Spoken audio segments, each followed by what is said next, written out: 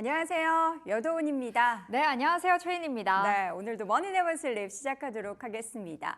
자, 간밤 미증시는 나스닥 지수는 조금 올랐지만 그동안의 상승에 약간의 브레이크가 걸렸습니다. 주택 관련한 지표 가운데 신규 주택에 대한 판매가 좀 둔화되자 또다시 경기 침체라는 우려의 그림자가 시장을 뒤덮었고요. 그리고 이 중동발 불확실성, 그러니까 지정학적 불확실성이 또다시 불거지면서 시장의 상승폭은 다소 둔화됐는데 또 장중에는 사상 최고가 경신하고 나서 둔화된 움직임이라는 점, 그리고 시간의 거래에서 마이크론 테크놀로지의 실적 발표 그리고 나서의 주가의 급등이 있었다라는 점은 여러분께 긍정적인 재료가 될 것 같습니다. 자, 밤사이에 지수가 어떻게 마감이 됐는지 먼저 좀 체크를 해볼까요? 먼저 S&P 500 지수는 5,722포인트 선 마감을 하면서 0.19% 소폭 하락을 했고요. 나스닥 지수는 강보합권 마감 18,082포인트 선까지 고점을 조금 더 높였습니다.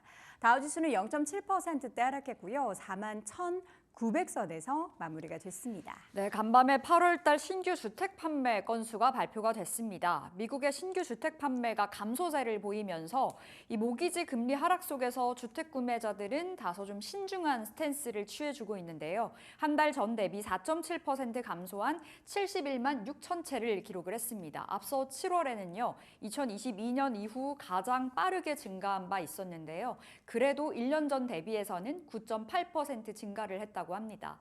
그리고 국제유가가 최근에 변동성이 굉장히 커져 있는 모습인데 간밤에는 또 한 번의 급락이 나타났습니다. 네. 배럴당 70달러가 다시금 재붕괴가 됐었던 하루였었는데요. 그 전일에 컨퍼런스 보드의 신뢰지수가 발표가 됐었죠.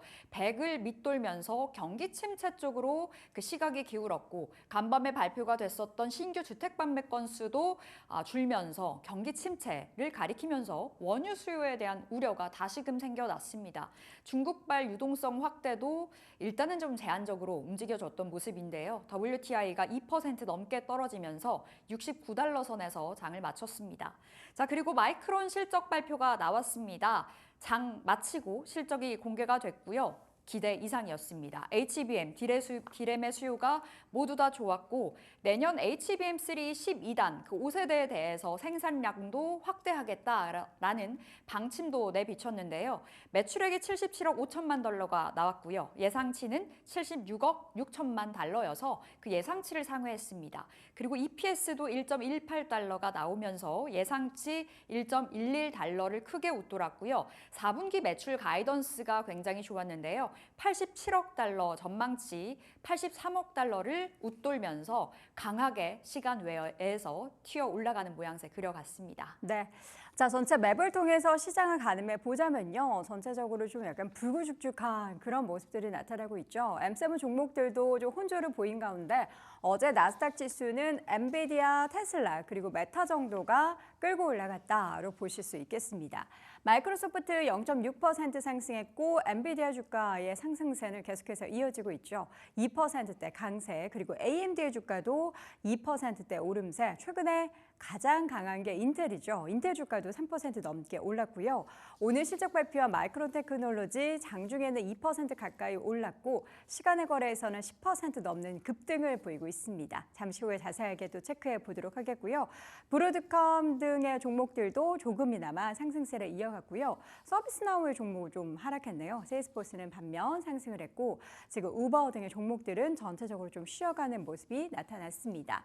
바로 위에 있는 애플의 주가도 좀 쉬어갔고요. 구글도 0.4% 하락. 그러나 메타 같은 경우에는 새로운 소프트웨어 업데이트를 하면서 정말 다양한 기능이 탑재된 오리온 글래스를 공개를 했는데 정말 이 센세이션을 일으킬 것 같습니다. 젠슨 허앙 CEO도 그 안경을 쓰는 그런 모습들이 공개가 됐는데 다양한 기능들에 대한 관심이 시장을 뜨겁게 달구고 있습니다. 테슬라의 주가는 1% 오른 반면 GM과 포드의 주가는 하락세입니다. 모건 스탠리에서 이번에는 반도체뿐만 아니라 자동차 업계 때리게 나서고 있는데요. 테슬라 말고 미국의 자동차 기업들은 투자하기에는 매력이 없다라는 이야기를 하면서 주가가 GM과 포드 모두 큰 폭의 하락이 보였습니다. 자, 그리고 필수 소비재 단에 있어서 월마트, 코스트코 오늘은 나란히 올랐습니다. 상승폭은 제한적이었지만 초록불을 켰고요. 여타 다른 종목들의 빨간불이 좀 많이 들어온 가운데 국제유가가 다시 한번 휘청하면서 정유주, 에너지 섹터의 하락세가 나타났습니다. 엑스모빌, 쉐브론 2% 안팎의 하락을 보였고요. 코노코필립스도 3% 가까운 하락세, 옥시덴탈 페트롤리움도 함께 쉬어가는 모습이었습니다. 자, 그리고 최근에 헬스케어 섹터들이 좀 안 좋죠. 특히나 암젠의 주가는 5% 넘는 어제 큰 폭의 하락세가 나타났고요. 일라리는 버텨내기는 했지만 약보합권, 보합권 등락 보이면서 강보합 수준에서 마무리가 됐습니다. 헬스케어가 이제 금리 인하가 단행이 되고 나서도 기대감을 가질 법한 그런 섹터긴 하지만 최근에는 계속해서 부진한 모습들이 나타나고 있는 상황이고요. 종목들 이제 필수 소비재, 이민 소비재 이쪽 단에서 보면은 스타벅스의 주가가 또 단연 돋보입니다. 1%대 강세. 어제는 사실 스타벅스 관련해서 저희가 종목 뉴스를 통해서 혁신적인 변화에 있어서는 시간이 걸린다라는 이야기 드렸는데 주가는 견조하게 오르고 있고요. 자, 이어서 금융 섹터로 넘어가 보도록 하겠습니다. 보시다시피 빨간불이 훨씬 더 많이 들어오고 있죠. 금융 섹터도 부진한 모습이 나타나고 있는데요. JP모건, 시티그룹, 웰스파고 할 것 없이 주가의 하락세, 버크셔 해서웨이도 좀 쉬어가는 모습이었고요. 카드사 중에서는 지금 반독점 관련한 소송 우려가 있는 비자의 주가는 추가적인 1% 하락을 한 반면 마스터카드는 어제 하락을 딛고 0.4% 반등을 했습니다. 자, 그럼 오늘장 특징적인 기업들 자세하게 좀 확인을 해볼까요? 네, 첫 번째로는 엔비디아부터 살펴보겠습니다. 네. 엔비디아가 시가총액 3조 달러의 복귀를 알렸습니다. 직전일에는 4% 상승을 해주면서 120달러 돌파가 됐었죠. 추가적인 상승이 나와줬습니다. 모건 스탠리의 보고서에 힘을 받았었는데요. 블랙웰의 생산 돌입됐다, 4분기부터 출하가 될 거다라는 부분에 계속해서 그 상승을 보여주고 있는 모습입니다. 이제 엔비디아 코퍼레이션 2.18% 장 중에 계속해서 좀 오름세 보여주면서 123달러에서 장 종료가 됐습니다. 자, 그리고 두 번째로는 메타 살펴볼게요. 메타는 연례 커넥트 컨퍼런스가 열렸는데요. 이날 아직 출시일이 정해지지 않은 AR 스마트 안경 오라이언을 선보였습니다. 오라이언 코드네임 프로젝트 나자레라고 불려왔었는데요. 메타에서는 굉장히 힘을 주고 있는 쪽이기도 합니다. 이 오라이언에 대해서 우리는 지금까지 개발한 것 중에 가장 발전된 AR 안경이라고 생각을 한다라고 하면서 사실상 현대 컴퓨팅의 모든 분야에서 획기적인 발명의 결과가 탄생했다라고 발표를 했습니다. 그리고 이 가격이 좀 더 저렴해진 퀘스트 3S가 발표가 됐는데요. 주목도가 굉장히 높았습니다. 메타 플랫폼스 1.6% 상승한 572달러에서 장 마쳤습니다. 그리고 세 번째로는 제너럴 모터스 살펴볼게요. 모건 스탠리가 미국의 대표적인 자동차 업체 GM, 제너럴 모터스와 포드의 투자 등급을 내렸습니다. 중국 자동차와의 이 경쟁이 심화가 되고 있고 그리고 한국과 일본의 점유율이 높아지고 있는 가운데에서 이 포드와 GM의 재고는 높아지고 있고 가격은 내려가고 있고 그리고 수요는 줄고 있어서 앞으로 좀 악화 조짐에 직면해 있다라고 평가를 했습니다. 이 두 기업의 투자 등급을 비중 축소로 낮췄고요. 그리고 목표 주가는 포드 16달러에서 12달러로 그리고 GM은 47달러에서 42달러까지 낮췄습니다. 제너럴 모터스의 낙폭이 좀 더 깊었고요. 4.8% 하락한 45달러에서 장 마쳤습니다. 그리고 마지막으로는 스티치픽스 살펴보겠습니다. 미국의 온라인 개인 스타일링 서비스 기업인데요. 주가가 급락세를 보였습니다. 무려 40% 가까이 내렸는데 이 개장 전 시간 외에서도 20%대 급락을 보였었는데요. 실적 때문이었습니다. 실적이 기대 이하였었는데요. 실적 발표 이후에 이 매도세가 계속해서 좀 강화되는 모양새입니다. 스티치픽스 최근에 3개월 매출이 3분기 실적 발표 그 이전보다 계속해서 좀 늘어나고 있다라는 부분 3억 1,960만 달러가 나오면서 전년 같은 기간 대비해서 12.4% 감소를 했다고 합니다. 활성 고객도 많이 줄었다고 하는데요. 전분기보다 4.7% 줄면서 1년 동안 20%가량 축소가 됐다고 합니다. 재무적인 문제가 불거지면서 주가 내림세 굉장히 깊었고요. 39%대 하락으로 2달러에서 스티치픽스 장 마쳤습니다. 이렇게 네 가지 특징주 살펴봤습니다. 네, 이번에는 좀 더 자세한 미국 주식 이야기 확인해 보겠습니다. 오늘도 머니네버슬립 이으름 팀장과 함께 할게요. 어서 오세요. 안녕하세요. 네, 반갑습니다. 자, 머니네버슬림은 프리미엄 미국 주식 컨텐츠를 여러분께 매일 제공을 해드리고 있습니다. 자세한 미국 주식 이야기 궁금하신 분들은 유튜브 검색창에 머니네버슬림을 검색해 보시기 바랍니다. 자, 오늘의 증시 포인트는 또 뭘까요? 열어보겠습니다. 외부 충격 조심하세요. 어떤 이야기일까요? 증시를 둘러싸고 있는 다양한 충격들 가운데 어떤 우려를 지금 해야 되는 거죠? 네, 이날 시장은 보합세로 마감을 했지만요. 월가에서는 아직 증시가 힘을 잃었다고 판단하기에는 이르다는 평가가 나오고 있습니다. 네. 평균적으로 9월은요, 증시가 힘을 쓰지 못하는 달이지만 올해 9월에는 증시가 상승 기류를 타고 있기 때문인데요. S&P 500 지수는 2019년 이후 처음으로 9월 수익률이 상승하는 모습을 보여주고 있습니다. 5년 만에 9월 증시가 좋은 모습을 보여주는 배경으로는 B컷을 결정한 연준의 결단이 있다는 분석입니다. UBS의 글로벌 자산관리 아메리카 최고 투자 책임자인 솔리타 마르첼리는요. 증시는 중앙은행이 금리 정책을 완화하는 기간에 좋은 성과를 거두는 경향이 있다고 말했지만 동시에 또 연준이 미국 경제를 얼마나 연착륙으로 이끌 수 있을지 향후 연준의 성과에 따라 주가 전망이 달라질 것이라고 전망을 했습니다. 다만 경제 외적인 요소가 증시에 영향을 미칠 가능성을 경고하는 목소리도 나오고 있습니다. 블랙록의 가르지 초드리 최고 투자 전략가는 경기 둔화기에는 외부의 충격에 경제가 더 취약하기 때문에 앞으로 미국 대선과 같은 증시와 또 직접적인 관련이 없는 이벤트들로 인해 변동성이 확대될 가능성이 있다고 강조에 나서는 모습 보여줬습니다. 네. 자, 이렇게 해서 증시를 둘러싸고 있는 다양한 이슈들 가운데 우리가 또 우려를 해야 될 만한, 조심해야 될 만한 이슈들은 여전히 산재되어 있다는 것도 간과해서는 안 되겠습니다. 자, 오늘의 한입뉴스 4가지 준비했습니다. 첫 번째 한입뉴스 오픈 AI 소식입니다. 영리해지는 오픈AI의 지배구조의 개편을 추진하고 있는 상황인데요. 공익법인으로의 전환 계획이 있습니다. 샘 알트만 CEO는 영리회사의 지분을 받게 된다고 하는데요. 자세한 내막 들어볼까요? 네, 오픈 AI가요. 비영리 이사회에 의해서 통제되던 기존 구조에서 벗어나 투자자들에게 더 매력적인 구조로 변경하기 위한 지배구조 개편을 추진 중이라는 보도가 나왔습니다. 핵심 사업에서 이익을 추구하는 공익법인으로의 전환 계획에 따라서 이 샘 알트만 CEO는 처음으로 영리회사에서 지분을 받을 예정이라고 하는데요. 비영리 오픈 AI는 계속해서 존재하며 새로운 영리회사의 지분을 일정 정도 보유할 예정인 것으로 전해지고 있습니다. 네, 오늘 새벽에는 오픈AI의 CTO, 그러니까 총 기술을 책임지고 있는 CTO가 6년 반 만에 회사를 떠난다라는 소식이 속보로 전해졌습니다.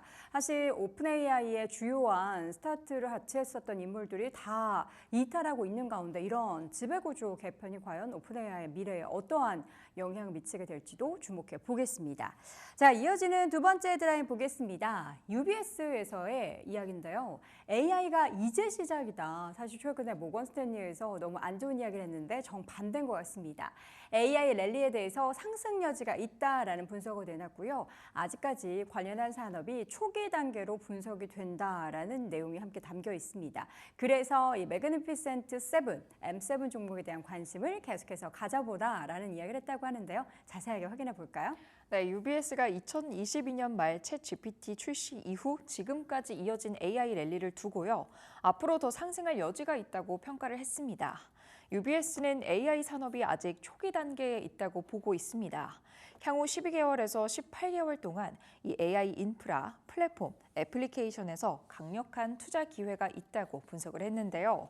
특히 AI 인프라 분야에 대한 전망이 긍정적이라고 말하면서 매그니피센트 7 주식에 대해서 다시 한번 주목할 필요가 있다고 강조에 나섰습니다. 네, 과연 누가 맡게 될지는 모르겠지만 UBS 쪽이 손을 좀 들어줬으면 좋겠습니다. 자, 이어서 세 번째 한입뉴스 헤드라인 열어보도록 할게요. 메모리 여전히 좋다. 오늘 마이크론 테크놀로지의 실적 발표가 시간의 거래에서 있었죠. 시간의 거래 주가는 급등을 했습니다. 그리고 내년도 1분기 컨센서스를 약 87억 달러 정도 매출을 이야기를 했는데요. HBM 관련한 칩이 완전히 매진이고 AI 산업의 수요가 굉장히 높다라고 이야기를 했다고 합니다. 마이크론 테크놀로지 실적 내용 확인해 볼까요? 네, 실적 체크해 보도록 하겠습니다. 현지 시간 25일에요. 마이크론이 회계연도 2024년 4분기 실적을 발표했습니다. 이날 시장의 기대를 상회하는 가이던스를 제시한 덕에 애프터마켓에서 주가가 10% 넘게 반등하는 모습 보여줬는데요. 마이크론은 회계연도 2025년 1분기에 약 87억 달러의 매출을 기록할 것으로 전망을 했습니다. 월스트리트의 예상치인 82.8억 달러 수준이었고요. 마이크론은 HBM 칩이 완전히 매진되었다며 AI 산업의 수요가 높다고 또 설명을 덧붙였습니다. 네, 계속해서 반도체 AI 산업 관련한 좋은 이야기들을 한일뉴스를 통해서 전달 드리는 것 같습니다. 마지막으로는 테슬라 소식 확인해 보겠습니다. 테슬라 옵션을 사기 좋을 때다. 어떤 얘기일까요? 골드만삭스에서 이번에 이제 주식 옵션의 살 기회가 왔다라는 이야기를 했다고 합니다. 10월 10일에는 로보택시 공개가 예정돼 있고요. 또 10월 초에는 3분기 차량 인도 대수가 발표가 되고 또 10월 말에 실적 발표가 예정돼 있는데 10월 24일 만기인 콜옵션을 추천에 나서고 있습니다. 실적 발표하기 전에 요거를 매도하기를 이야기하는 건지 자세한 내용 확인해 보겠습니다. 네, 골드만삭스가 10월 테슬라의 로보택시 기술 업데이트를 포함한 이벤트를 앞두고요. 이것이 주식 옵션 거래에 좋은 기회가 될 것이라고 강조를 했습니다.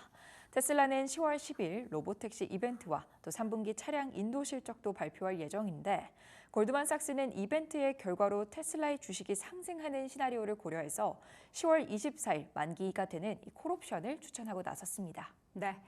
자, 테슬라 이야기는 앞으로 10월 들어서면서 더 많이 하게 될 것 같습니다. 관련된 소식 자세하게 확인을 해보시면 좋겠습니다.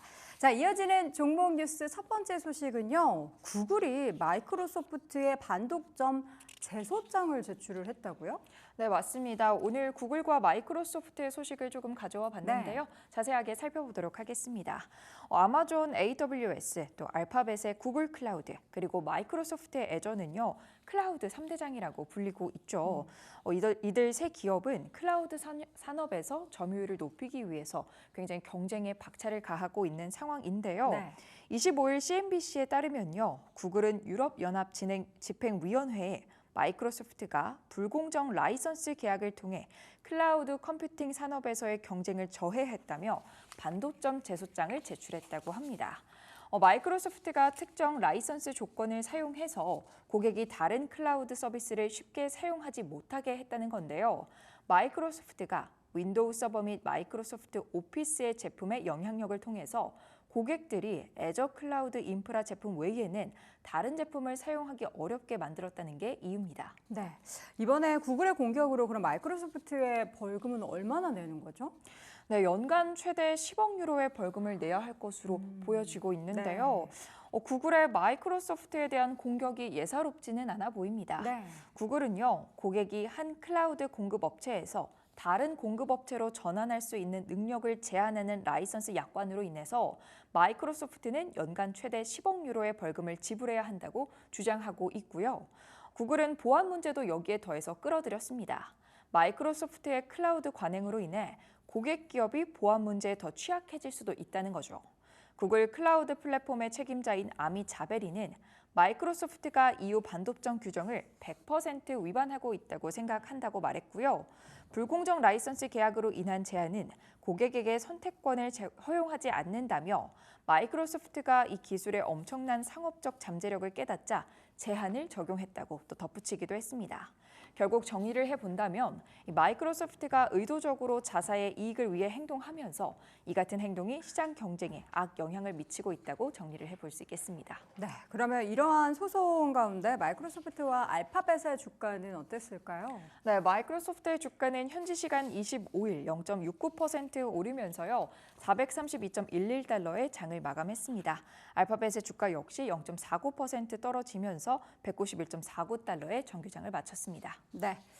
자, 이번에는 자동차 기업에 대한 이야기를 좀 나눠보겠습니다. 아담 조나스 애널리스트가, 그러니까 모건스탠리 애널리스트죠. 포드와 GM의 투자 등급을 하향 조정을 했죠. 네, 앞서서도 좀 간략하게 전달해 드렸었는데 네. 자세하게 살펴보도록 하겠습니다. 미국 자동차 애널리스트 중에서는 널리 알려진 인물인데요. 모건 스탠리의 아담 조나스 애널리스트가 미국의 레거시 완성차 기업에 대한 부정적인 견해를 내놨습니다. 25일 CNBC에 따르면 이 모건 스탠리의 아담 조나스 애널리스트는 포드에 대한 투자 의견을 비중 확대해서 동일 비중으로 하향했고요. 목표 주가는 16달러에서 12달러로 크게 내리는 모습 보여줬습니다. GM에 대한 평가는 더욱더 박하다고 할 수 있겠습니다. 이 자동차 기업에 대한 투자 의견을 기존 동일 비중에서 비중 축소로 변경을 했는데요. 매도 의견이라고 볼 수 있겠고요. 목표 주가는 47달러에서 42달러로 내리는 모습 보였습니다. 아담 조나스 애널리스트는 이 중국과의 경쟁과 미국 내 상황 악화로 인해 미국 자동차 산업에 대한 전망이 나빠지고 있다며 이는 포드와 GM의 주가에 압력을 가한다고 설명에 나섰습니다. 또한 중국은 소비하는 것보다 900만 대 더 많은 자동차를 생산하고 있다며 이는 서구의 경쟁 균형을 뒤흔들고 있다고도 전했습니다. 즉 중국의 과잉 생산 능력과 미국의 재고 증가가 맞물려 있다고 해석해 볼 수 있겠습니다. 네. 그렇다면 아담 조나스가 생각하는 전기차 쪽은 어떨까요? 네, 이 모건 스탠리는 리비안에 대한 투자 의견도 낮추면서 네. 전기차 쪽 역시 쉽지 않다는 걸 보여주고 있는데요. 두 단계의 하향이 있었습니다. 비중 확대에서 비중 축소로 내린 겁니다. 목표 주가는 16달러에서 13달러로 또 상당히 낮추는 모습 보였습니다. 사실상 이 리비안에 투자할 때는 아니다라고 말한 것으로 정리를 해볼 수 있겠는데요. 네. 아담 조나스 애널리스트는 이번 리비안에 대한 등급 하향 조정은 폭스바겐을 조인트 벤처 파트너로 유치한 기술적 토대를 충족하는데 이런 데 필요한 자율주행 차량의 자본 집약성을 반영한 것이라고 전했습니다. 조나스는 자율주행차 비전을 실현하는 데에는 많은 투자와 자원이 필요하다고 지적한 것인데요. 즉 자율주행에 대한 자본 지출이 재무 건전성에 악영향을 미칠 수 있다고 본 것으로 또 얘기를 해볼 수 있겠습니다. 네, 지난 6월 폭스바겐은요, 리비안에 2026년까지 최대 50억 달러를 투자하기로 했다고 밝혔습니다. 폭스바겐은 우선 10억 달러를 리비안에 투자해서 지분을 확보하고 이후 40억 달러를 추가로 투입해서 리비안과 합작 법인을 설립한다는 계획이었는데요. 당시 폭스바겐의 CEO는 이 양사의 협력을 통해 차량에 대한 최고의 솔루션을 더 빠르고 저렴한 비용으로 마련할 것이라며 우리는 기술과 경쟁력을 강화할 것이라고 밝히고 나섰습니다. 네. 아담 조나스가 워낙에 자동차 쪽 애널리스트로 유명한 사람이기 때문에 이 발언이 미치는 영향이 굉장히 밤사이 주가를 많이 끌어내리는 기업들이 있었습니다. 그런 가운데 또 테슬라의 주가에 대해서는 향후의 전망에 대해서는 또 긍정적인, 그러니까 미국에서 투자할 만한 회사는 거의 테슬라밖에 없다라는 발언을 해서 이 부분도 여러분들 잘 참고하셔서 관련된 투자에 도움이 되셨으면 좋겠고요. GM과 포드, 그럼 리비안의 주가는 좀 엇갈렸을 것 같은데요. 네, 주가 전반적으로 좀 하락하는 모습 보였는데요. 아담 조나스의 투자 의견 하향과 함께 GM과 포드의 주가는 25일 4.87%와 4.14% 하락하면서 45달러 선과 또 10달러 선에 장을 마쳤습니다. 리비안의 하락폭은 더 큰 모습 보여줬는데요. 이 전기차 스타트업의 주가는 6.84%나 떨어지면서 11.03달러의 정규장을 마쳤습니다. 네, 자 이렇게 해서 자동차 관련한 기업들의 주가까지 확인해봤습니다. 오늘도 머니네버슬립 이유림 팀장과 함께했습니다. 고맙습니다. 슬립은 프리미엄 미국 주식 컨텐츠를 여러분께 매일매일 제공해드리고 있습니다. 좀 더 자세한 미국 주식 이야기가 궁금하신 분들은 유튜브 검색창에 머니네버슬립을 검색해 보시기 바랍니다.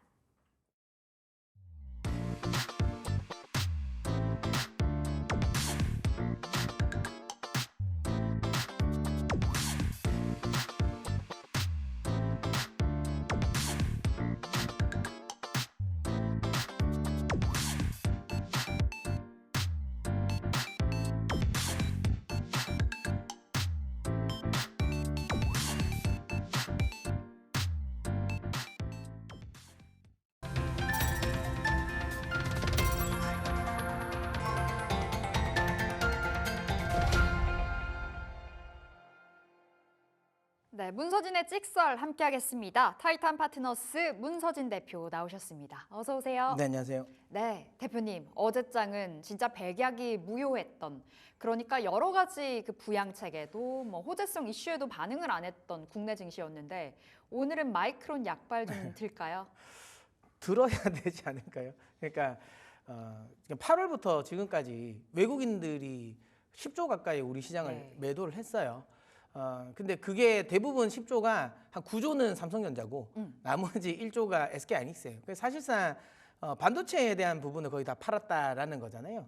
그러면 이 뭐 팔았던 이유는 다들 아시는 것처럼 이제 반도체 메모리 업황에 대한 우려감이 계속 나왔습니다. 계속 뭐 겨울 온다 이야기하면서 계속 그 이야기가 나왔기 때문에 이제 그거와 관련돼서 이제 오늘 이제 마이크론이 실적을 발표를 하면서 야, 아니야 뭐 겨울은 무슨 겨울이냐. 이제 봄도 시작 안 했다라는 걸 또 말해줬기 때문에 이게 이제 또 외국인들의 수급을 또 매수 유입을 시킬 수 있는 요인이 되지 않을까라는 생각은 합니다. 물론 뭐 국내는 계속 그 불확실성이 있죠. 금투세와 관련된 부분에 있어서의 불확실성은 아직까지 남아 있는 상태라서 뉴욕 증시의 분위기로 온전히 우리 시장에 반영될 거다라고 기대하는 거는 힘들지만 그런 거잖아요. 그러니까 이렇게까지 해도 안 올라가는 건 정말 쉽지가 않을 것 같다. 네. 그러니까 다 해줬거든요. 그러니까 미국이 금리만 내리면 좋을 것 같다 해서 금리가 인하가 됐어요. 그 다음에 이거 이제 중국이 그래도 우리는 아직까지 중국형 익스포저가 좀 있으니 중국 경기가 너무 안 좋은데 중국 경기 부양책 나오면 좀 좋을 것 같다 해서 네. 중국 경기 부양책이 나왔어요. 그럼 이제는 또 반도체 그래도야 반도체 때문에 지금 우리 시장이 그러니까 그러니까 흔히 말하는 삼성전자 SK가 안 가니까. 야, 반도체 업황이 살아나야지라는 건데 어쨌든 마이크론이 여기에 대한 또 의문 좀 더 해결을 해줬습니다. 이렇게까지 다 해놨는데 안 가는 건 쉽지 않을 것 같은데 모르겠습니다. 그 어려운 걸 또 해내는 또 국장일지는 모르겠지만 그래도 확률적으로 봤을 때는 그래도 좋은 흐름이 연출되지 않을까라는 생각은 합니다. 그러니까 밸류에이션적으로 굉장히 메리트 있는 구간까지는 왔거든요. 네. 그래서 제가 보기에는 충분히 이제 뭐 매수해볼 만하다. 외국인들 입장에서는 이제는 매도보다는 매수로 좀 수급을 좀 전환하지 않을까라는 생각은 하고는 있습니다. 사실상 이제 삼성전자만 팔았다고 봐도 네. 과언이 아닐 정도로 엄청나게 물량을 내 던지고 있는데 이제는 좀 들어올 수 있지 않을까. 그 환경이 만들어지고 있어서 네. 좀 기대를 해봐도 괜찮겠다라는 관점에서 말씀 주셨는데 자 어제장에서 특징적인 종목들도 체크를 해보려고 합니다.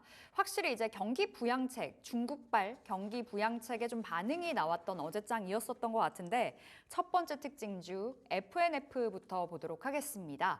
자, FNF 어제 4% 넘는 상승으로 마감이 됐고요. 장중에는 무려 10% 급등이 나오면서 장 초반 67,000원도 찍었습니다. 종가가 64,000원. 진짜 바닥권이잖아요. 네. 바닥을 다진 자리일까요? 사실 의료주는 지금 현재 분위기에서는 그렇게까지 뭐 예를 들어 뭐 메인 섹터로 주목받을 만한 거는 아니긴 해요. 아니긴 한데 그래도 그러니까 시기적으로는 한번 흔히 말하는 트레이딩 관점에서는 공략해볼 만하다라고 생각 들어서 이야기를 드리는데 네. 아무래도 의류주는 그러니까 우리가 흔히 말하는 그 뭐죠? 그러니까 여름 시즌이라고 해야 되나요? 여름 시즌보다는 그 SS 시즌이라 하죠. 예. 맞아요. 그러니까 FW 시즌. 예, 봄, 그러니까 여름. 맞죠. 예, 그래서 봄, 여름 시즌보다는 확실하게 FW 시즌이 성수기입니다. 마진이 많이 남나요? 네, 옷감이 더 두꺼워지고 더 비싸잖아요. 그래서 근데 더위가 무더위가 글로벌적으로 굉장히 오래 갔잖아요. 그러다 보니까 사실 FW 시즌 자체가 좀 짧아진 게 이 의류주에게는 좀 부정적이었는데 어쨌든 지금 들어서 뭐 우리나라뿐만 아니라 이 북반구 쪽에서 다시 이제 이런 이 기록적인 무더위가 조금 이제 잡히는 뉴스가 나오고 있다라는 점, 그러면 이제 계절적인 성수기로 이제 진입할 수 있다라는 기대감을 가질 수 있는 거고요. 그 다음에 네. 이제 중국 경기 부양책이죠. 결국에는 FNF 같은 경우도 특히 이제 중국 내에서의 또 사업을 많이 하고 있으니까 중국의 경기 부양이 됐다. 그래서 인민들이 좀 이제 수입이 늘어나면 옷을 사 입지 않을까라는 건데 맞습니다. 근데 제가 어제도 말씀드렸잖아요. 이번에 중국 경기 부양책을 냈다고 해가지고 이게 중국이 경기가 부양되는 건 아니다.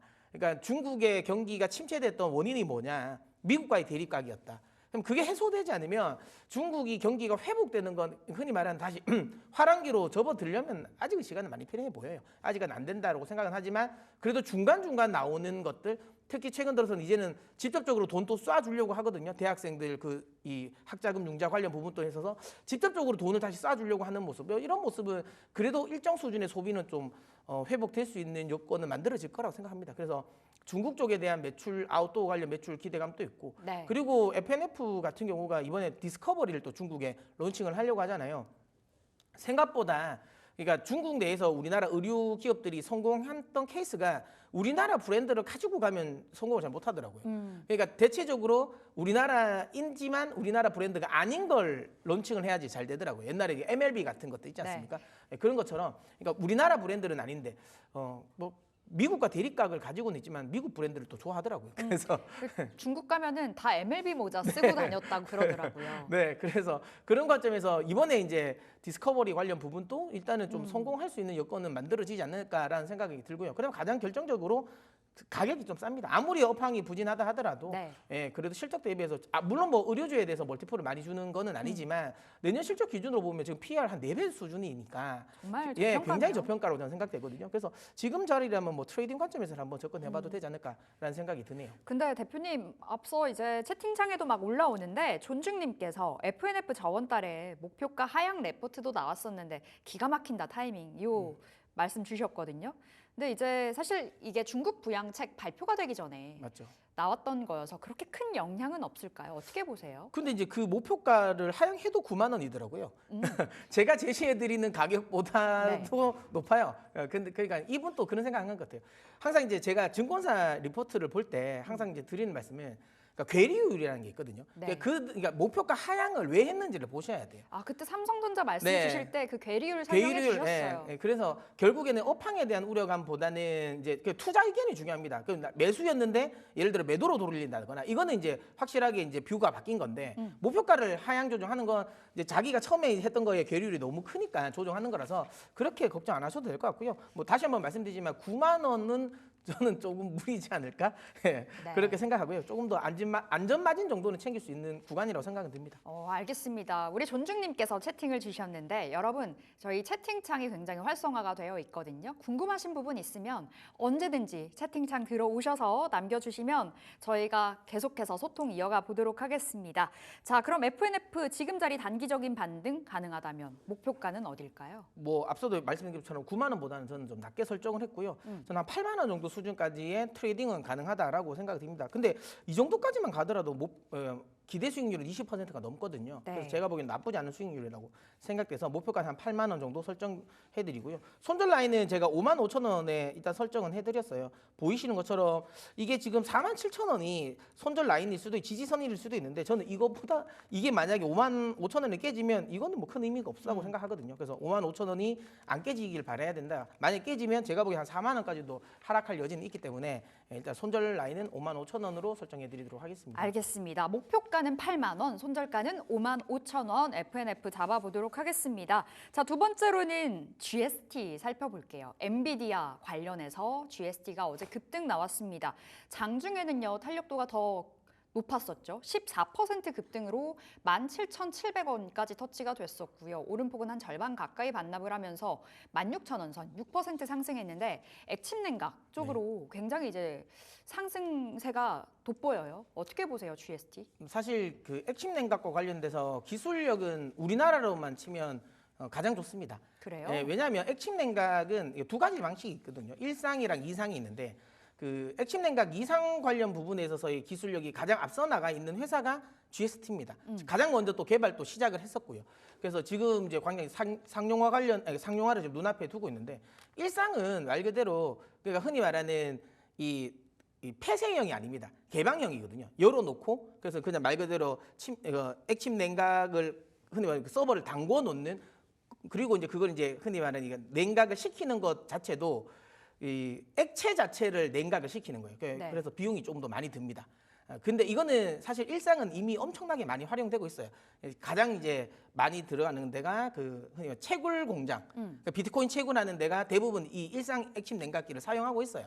근데 이제 지금 이거는 아무래도 흔히 말하는 폐쇄형이 아니기 때문에 환경 오염이 많이 돼요. 그러니까 위에서 이제 이 녹이는 이 과정에서 흔히 말하는 안 좋은 가스가 다 방출이 돼버리거든요. 그래서 이런 부분에 있어서 지금 현재 엔비디아의 데이터 센터 블랙웰이 탑재되어 있는 이 데이터 센터에는 일상은 안 들어간다고 보시면 되고요. 이상이 이제 흔히 말하는 완전히 이제 밀폐된 공간에서 그 다음에 이 액체 자체를 식히는 게 아니라 거기서 이제 기체를 식혀가지고 차갑게 만드는 순환을 하는 거거든요. 그러니까 이거는 이제 흔히 말하면 쉽게 말하면 그겁니다. 그 반도체 칠러 기술을 그대로 이제 한 거예요. 네. 근데 뭐 유니셈이라든지 GST가 원래 반도체 칠러 만든 회사잖아요. 원래 잘하는 걸 한다라고 보시면 되고, 아무튼 그 관련해서 지금 이상 관련 부분은 뭐 결과물은 나와 있습니다. 이미 뭐 만들어지긴 했는데 이제 이게 이제 대량 생산 요 이제 준비 중인 것 같고요. 어쨌든 근데 이제 이게 많은 분들이 이제 액침 냉각과 관련된 부분을 대신 이제 너무 큰 기대를 당장에 하시면 안 되긴 해요. 이제 시작하는 단계인가요? 네, 그러니까 많은 분들이 그러니까 데이터 센터에서 GPU를 시킬 때, AI 엑셀러레이터를 시킬 때 다 액침 냉각을 할 거라고 생각하는데 액침 냉각보다는 액체 냉각을 일단은 먼저 할 겁니다. 우리 흔히 말하는 순행식, 담그는 건 아니고, 그러니까 GPU만 이렇게 시키는 거. 네. 우리 PC 중에서도 순행식 방식으로 CPU를 시키는 방식이 있거든요. 예. 근데 이제 일단은 그게 조금 현재로서는 더 경제성이 있어요. 그래서 그거를 할 겁니다. 그걸 하고 그리고 나서 이제 일부 제품에 한해서 액침 냉각을 할 것 같긴 한데요. 근데 어쨌든 그 초기 시장을 잡는다는 게 굉장히 중요하다고 생각돼서 GST는 충분히 그 시장의 초기 진입자 역할을 할 것 같아요. 그래서 지금 구간에서는 충분히 잡아볼 만하지 않을까라는 생각을 합니다. 지금 공랭식이죠. 지금은 공냉식이죠. 예. 공랭식인데 앞으로 이제 순행식으로 차츰 넘어가면서 그리고- 열처리 쪽에서 네, 그리고 나서 이제 액침 냉각으로 넘어갈 것 액침 같습니다. 냉각 그 다음에 알겠습니다. 이제 뭐 데이터 센터 관련해서 전력 쇼티지가 이어지는 이유 중에 하나가 열 식히는데 가장 큰 힘이 든다 그러더라고요. 맞죠. 전체 그 사용량에서 에너지 사용량에서 30%가 그래요? 냉각하는 데 30%? 들어가거든요. 예, 그렇기 때문에 그것만 절약한다 하더라도 액침 냉각이나 액체 냉각 자체가 공냉식보다 비싸지만 네. 예를 들어 한 5년 정도 돌리면 그걸 괜찮다. 충분히 이제 뽑고도 남는다라는 아. 거죠. 예. 알겠습니다. 그럼 GST 지금 자리 정말 바닥권인 것 같은데 요 종목도 어디로 보세요? 뭐 저는 지금 충분히 가능하다고 생각하고요. 목표가는 22,000원으로 좀 보수적으로 설정을 드리는데 이 종목 같은 경우는 제가 반도체 관련 섹터들은 정고점은 그래도 한 번씩은 다 갈 것 같다라고 제가 말씀을 드렸잖아요. 최종 목표가는 저는 3만 원 설정을 합니다. 3만 원 정도는 충분하다라고 보는데 워낙 최근에 이제 우리나라 특히 반도체 섹터의 힘이 좀 약하다 보니까 그냥 안전 마진을 챙기자는 생각에 일단 1차 목표가는 22,000원을 설정해 드리는데 이것보다는 저는 충분히 더 갈 것 같다. 왜냐하면 22,000원이더라도 내년도 실적 기준으로 뭐 멀티플이 지금 8배 수준밖에 안 되거든요. 근데 글로벌적으로 지금 칠러나 이 냉각기 관련 회사가 8배 받는 회사는 없는 것 같아요. 유니셈만 보더라도 한 9배를 받으니 제 개인적인 생각엔 좀 저평가가 아닐까라고 생각해서 한 22,000원 수준까지는 충분히 좀 노려봐도 되지 않을까라는 생각이 드네요. 알겠습니다. 나중에는 3만 원까지 가겠지만 네. 지금은 단기적으로 22,000원으로 안내 드리겠고요. 지속적으로 저희가 체크 도와드리겠습니다. 자, 이제 오늘장 전략 들어가 볼게요. 오늘의 한마디 뭘까요? 네, 오해를 풀어야 할 구간. 오해를 풀어야 할 구간. 어제가 결자 해지. 이제 오해를 만든 사람이 풀어야 된다. 네. 오늘은 어떤 이야기일까요? 뭐 일단 마이크론이죠. 마이크로. 예, 그러니까 계속 지금 모건 스탠리, 그러니까 제일 처음에 이 발단은 모건 스탠리보다 BNP 파리바부터 먼저 했어요. 맞아요. 예, BNP 파리바가 먼저 시작을 했는데 대신 BNP 파리바는 너무 흔히 말하는 숫자에서 틀려버렸어요. 너무 얼토당토 안 한 숫자를 제시했어요. 왜냐하면 올해 이미 벌써 HBM 관련 부분의 수요도 맞추지 못했고 그다음에 내년 같은 경우도 사실 수요가 줄어들 거라고 예상을 한 거예요. 근데 그것도 중요한 건 안 맞아. 올해 수요보다도 적은 수요 예상치를 했어요. 네. 그러니까 숫자 자체가 안 맞았거든요. 그러니까 이거는 사실 크게 영향을 사실 주지는 않았습니다. BNP 파리바가. 왜냐하면 너무 숫자에서 이게 미스가 나오니까. 그래서 저는 모건 스탠리가 숫자를 제시 안 한 것 같아요. 그래서 일부러요. 그래서 너무 명확한 숫자를 제시 안 한 것 같고 대부분 모건 스탠리의 이 보고서 보시면 아시겠지만 그 다 그냥 썰입니다. 그 생각적인 그 흔히 말하는 기시감이죠. 옛날에 이랬는데 이번엔 이러지 않을까라는 거가 대부분 다 제가 이제 뭐 이런 말도 한 적이 있는데 리포트를 쓰라고 하니까 소설을 써놨다고. 예, 제가 약간 거의 그렇게 했는데 어쨌든 그럼에도 불구하고 어떤 뭐 모건 스탠리 자체가 워낙 입지가 또 워낙 그렇죠. 예, 강하다 보니까 그리고 이제 예전에 뭐 소 뒷거드름 치다가 한번 밟았지 않습니까? 윈터 그래서 제 개인 2017년이었나? 네. 근데 그거 사실 만약에 2021년입니다. 그때 그 사실 그 뭐라 그래야 되나? 그 러우 전쟁이 만약에 안 터졌으면 네. 못 맞췄을 거예요. 그래요. 네, 그 러우 전쟁이 그러면 그분들이 러우 전쟁이 터질 거라는 걸 예상까지 했을까? 그렇지는 않았을 것 같습니다. 그래서 제가 보기에는 너무 거기에 신경 쓸 필요는 없지 않을까라는 생각이고 어쨌든 마이크론이 오해를 풀었습니다. 네. 근데 이제 이거를 이제 확신하게 풀어줘야 됩니다. 그러려면 결국은 이제 제가 보기엔 삼성전자가 이제 남아 있습니다. 그러니까 그래 마이크론 이만큼 나오면 시장에서 그러면 뭐 삼성전자나 SK하이닉스는 훨씬 더 잘 나오겠지라는 거고 특히 이번에 마이크론 실적에서 우리가 알 수 있는 건 확실하게 HBM이 엄청 잘 팔렸다라는 거고 내년에도 HBM이 엄청나게 잘 팔릴 거라는 거고 그에 따라서 가이던스가 상향 조정됐거든요. 그러면 우리는 SK 하이닉스가 왜냐하면 HBM의 익스포저가 가장 큰 기업 지금 메모리 3사가 뭐 SK 하이닉스잖아요. 그럼 SK 하이닉스의 실적은 도대체 어떻게 찍힐까라는 것까지 기대가 되지 않습니까? 그러다 보니까 이제 거기에 이제 외국인 수급도 한번 우리는 주목해봐야 될 시간이라고 봅니다. 어쨌든 오해는 풀어야 될 것 같은데 오해를 어쨌든 해명은 다 한 것 같아요. 네. 그러니까 의심을 받은 사람은 해명은 다 했어요. 그러니까 근데 이제 흔히 말하는 이제 의심을 하고 했던 사람들이 그걸 풀어줘야 되는데 한번 봐야죠. 풀어줄지 안 풀어줄지. 알겠습니다. 동트기 전이 가장 어둡다고 네. 이제 반도체 반등을 기대해 보면 좋을 것 같고 앞서서 우리 대표님께서 주셨던 종목들의 반응이 굉장히 좋거든요. 어제 HL만도 찍설 주로 나갔는데 장중에 한 7% 급등 나왔었고요. 리노공업도 최근에 계속해서 올라가더라고요. 이 두 종목 짧게 AS 들어가 볼까요? 그때도 말씀드린 것처럼 지금 현재 이 뭐 로보택시와 관련된 이슈도 계속 나오고 오늘 리포트 냈을 때 그러니까 모건 쪽에서 자동차 관련 리포트 냈을 때 했던 말이 중국의 전기차 때문에 우리 국내 레거시 자동차들이 중국에서 힘이 약할 거다라고 이야기를 했잖아요. 그게 정확하게 제가 이제 HL 만도를 이야기할 때 중국의 전기차 시장이 성장하고 거기에 부품을 많이 납품한다라는 거와 개가 같을 것 같아요. 그런 관점에서 본다면 뭐 HL 만도 조금 더 긍정적으로 봐도 되고요. 리노공업 같은 경우는 오늘 그래도 꽤 급등 많이 하지 않을까요? 기대돼요. 네, 기대됩니다. 그래서 저는 대부분의 우리나라 반도체 소부장들이 아무래도 금투세의 부담을 많이 느낄 수 있는 종목은 맞는데요. 네. 저는 이거를 계속 말씀드렸으면 좋겠습니다. 물론 금투세와 관련된 수급적인 이슈 참 안타깝긴 한데요. 그럼에도 불구하고 어쨌든 펀더멘탈이 훼손되는 흐름은 아니라는 거죠. 살짝 펀더멘탈이 훼손될 수 있었던 우려감, 그러니까 실제로 이제 반도체 업황이 안 좋은 거 아니냐라는 우려감이 있었지만 어쨌든 뭐 지금 마이크론이 그에 대한 우려감을 불식시켜 줬기 때문에 네. 조금 더 반응을 하지 않을까라는 생각을 하고 있습니다. 알겠습니다. HL만도 더 갈 수 있고 리노공업 오늘 한번 시세를 기대를 해보도록 하겠습니다. 자, 오늘의 찍설은 어떤 종목일까요? 제가 이거를 웬만하면 제가 한 1년에 이 종목 이야기를 할 일이 거의 없는데요. 뭐예요? 삼성전자입니다. 삼성전자. 네. 와, 의미가 큰 것 같아요. 네. SK 하이닉스가 아니고 삼성전자. SK하이닉스는 제가 지난번에 한번 소개를 했었던 거 기억이 있어서 삼성전자인데 삼성전자가 이런 생각을 들었어요. 제가 개인적으로 삼성전자를 좋아하진 않습니다. 항상 말씀드리는 거 만약에 우리나라 반도체 흔히 말하는 이제 대형 반도체 주를 사고 싶으면 그냥 미국에 그냥 엔비디아를 사셨으면 좋겠다라고 말씀드렸고 정거는 나는 국내 걸 사고 싶다고 하면 그럴 거면 그냥 SK 하이닉스를 맞아요. 하셔라고 했는데 그렇게 제가 삼성전자를 부정적으로 봤지만 그렇게 부정적으로 보는 저 입장에서도 이 가격은 속된 말로 이 가격은 못 참지까지 내려오긴 했어요. 예, 아무리 업황적인 특히 이제 삼성전자 같은 경우는 HBM 익스포저가 크진 않아요. 사실 지금 레거시 관련 쪽이 워낙 많다 보니까 네. 근데 지금 현재 또 문제가 되고 있는 건 또 레거시니까 그럼에도 불구하고 어쨌든 내년도 HBM에서 가장 큰 캐파를 차지하는 건 결국은 삼성전자거든요. 그런 거 감안했을 때 뭐 지금 6만 원 수준까지의 가격은 너무 지나치게 저평가돼 있다라고 네. 생각하고요. 외국인들이 정말 집중적으로 매도를 했잖아요. 저는 외국인들의 매도세가 좀 클라이막스지 않을까 이제 이렇게까지 한 달에 그럼 9조를 팔았으니까 이제 팔 만큼 팔았다라는 생각이 좀 듭니다. 그리고 아까도 계속 이제 지금 계속 이야기하고 있는 마이크론의 실적이 또 긍정적으로 왔을 때 삼성전자 쪽도 좀 훈풍은 불지 않을까라고 생각합니다. 물론 삼성전자가 여기서 다시 뭐 9만 전자가 갈 수 있을까라고 하면 그거는 좀 의문은 있습니다. 네, 일단 지금 호가창에서 하이닉스만 뜬다 그러네요. 채팅창에서.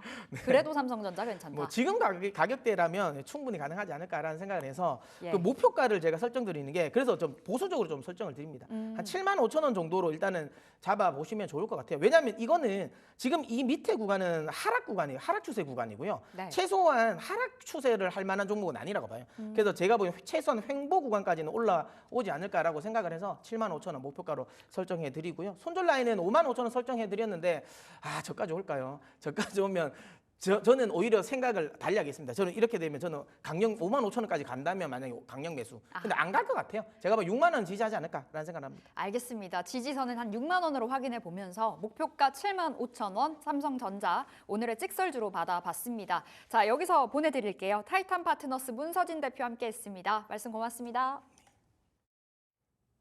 여도은의 주식 이야기 여의주 오늘도 돌아왔습니다. 자, 여러분 최근에 시장에서 뭐를 붙잡고 투자를 하고 계십니까?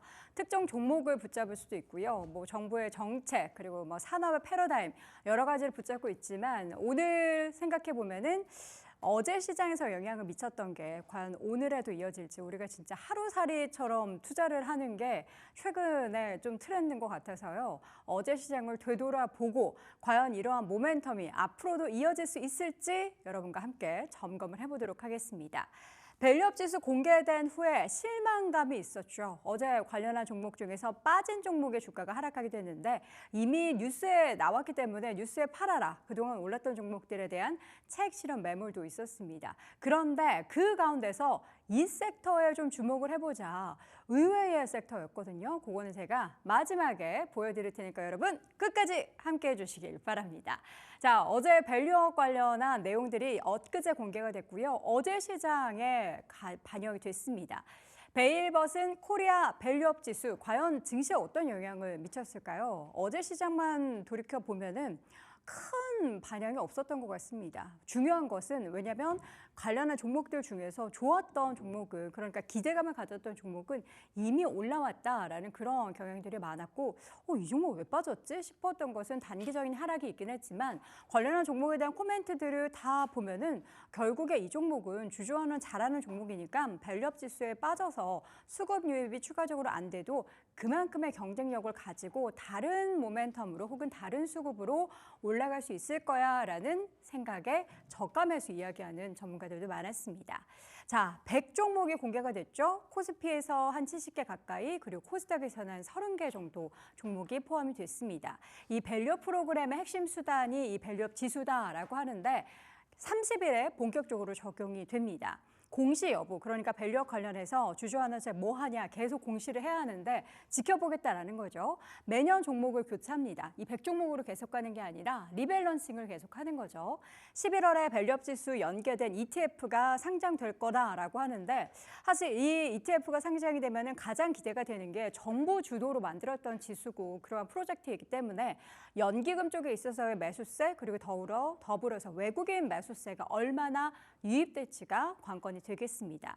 다양한 산업별 배분을 위해서 종목들이 좀 분배가 됐는데요. 상대평가 방식이 적용이 됐습니다. 간단한 밸류업 지수 편입 조건을 6가지로 정리했는데 사실 이 내용들은 여러분들이 뭐 이렇게 자세하게 보실 필요는 없는데 왜 빠졌나, 이 종목이 의외인데 왜 들어갔나라는 그 기준을 봤을 때 여기에 해당된다라는 것을 보시면 되고요. 또 여기에도 제한점, 한계점이 있기 때문에 그 한계는 무엇인지 잠시 후에 점검을 해보도록 하겠습니다. 다음 그림 보시죠. 그래서 지금 기존의 지수들이 다양하게 있어요. 코스피 200과 밸류업 관련한 이 지수와 약간 어떻게 보면 비슷한 그런 맥락이 있는 종목들이 겹치는 종목들이 많기 때문에 코스피 200과 다르게 구성을 해야지 수급이 추가적으로 유입이 될 수 있잖아요. 그렇기 때문에 변화가 조금 필요했고요. 그래서 의외의 종목들이 편입됐고 이 종목 왜 없어? 하는 기업들이 편입이 되지 않았던 겁니다. 산업별 배분에 그래서 치중해서 변동성을 키울 수 있다라는 그런 우려가 지금 좀 나오고 있어요. 경영 여건을 둘러싼 좀 변동성이 많은 중소기업들이 중소형주가 편입이 됐는데 이런 기업들은 지수가 재편이 될 때 중소형주 종목들이 어떻게 구성이 달라지는지 좀 쉽게 바뀔 수 있다라는 그런 우려가 좀 있는 상황이고요. 그리고 시장에서의 그 효과는 이미 이 올 초부터 이었었던 상승이 있었고 그리고 계속 지수에 편입 예정될 종목들에 대해서 여러 가지 예상들이 많이 쏟아졌기 때문에 선반영됐다라는 평가가 있는 가운데 추가적으로 지금 시점에서 자금이 더 유입될 수 있을까에 대한 의구심을 가질 수도 있겠습니다. 그런데 뭐 개인 자금의 추가적인 유입은 제한적일 수 있어도 지수 자체가 앞서 말씀드렸던 것처럼 정부 주도로 지금 펼쳐지고 있기 때문에 연기금의 매수세가 얼마나 이어질지가 최대 관건이겠습니다.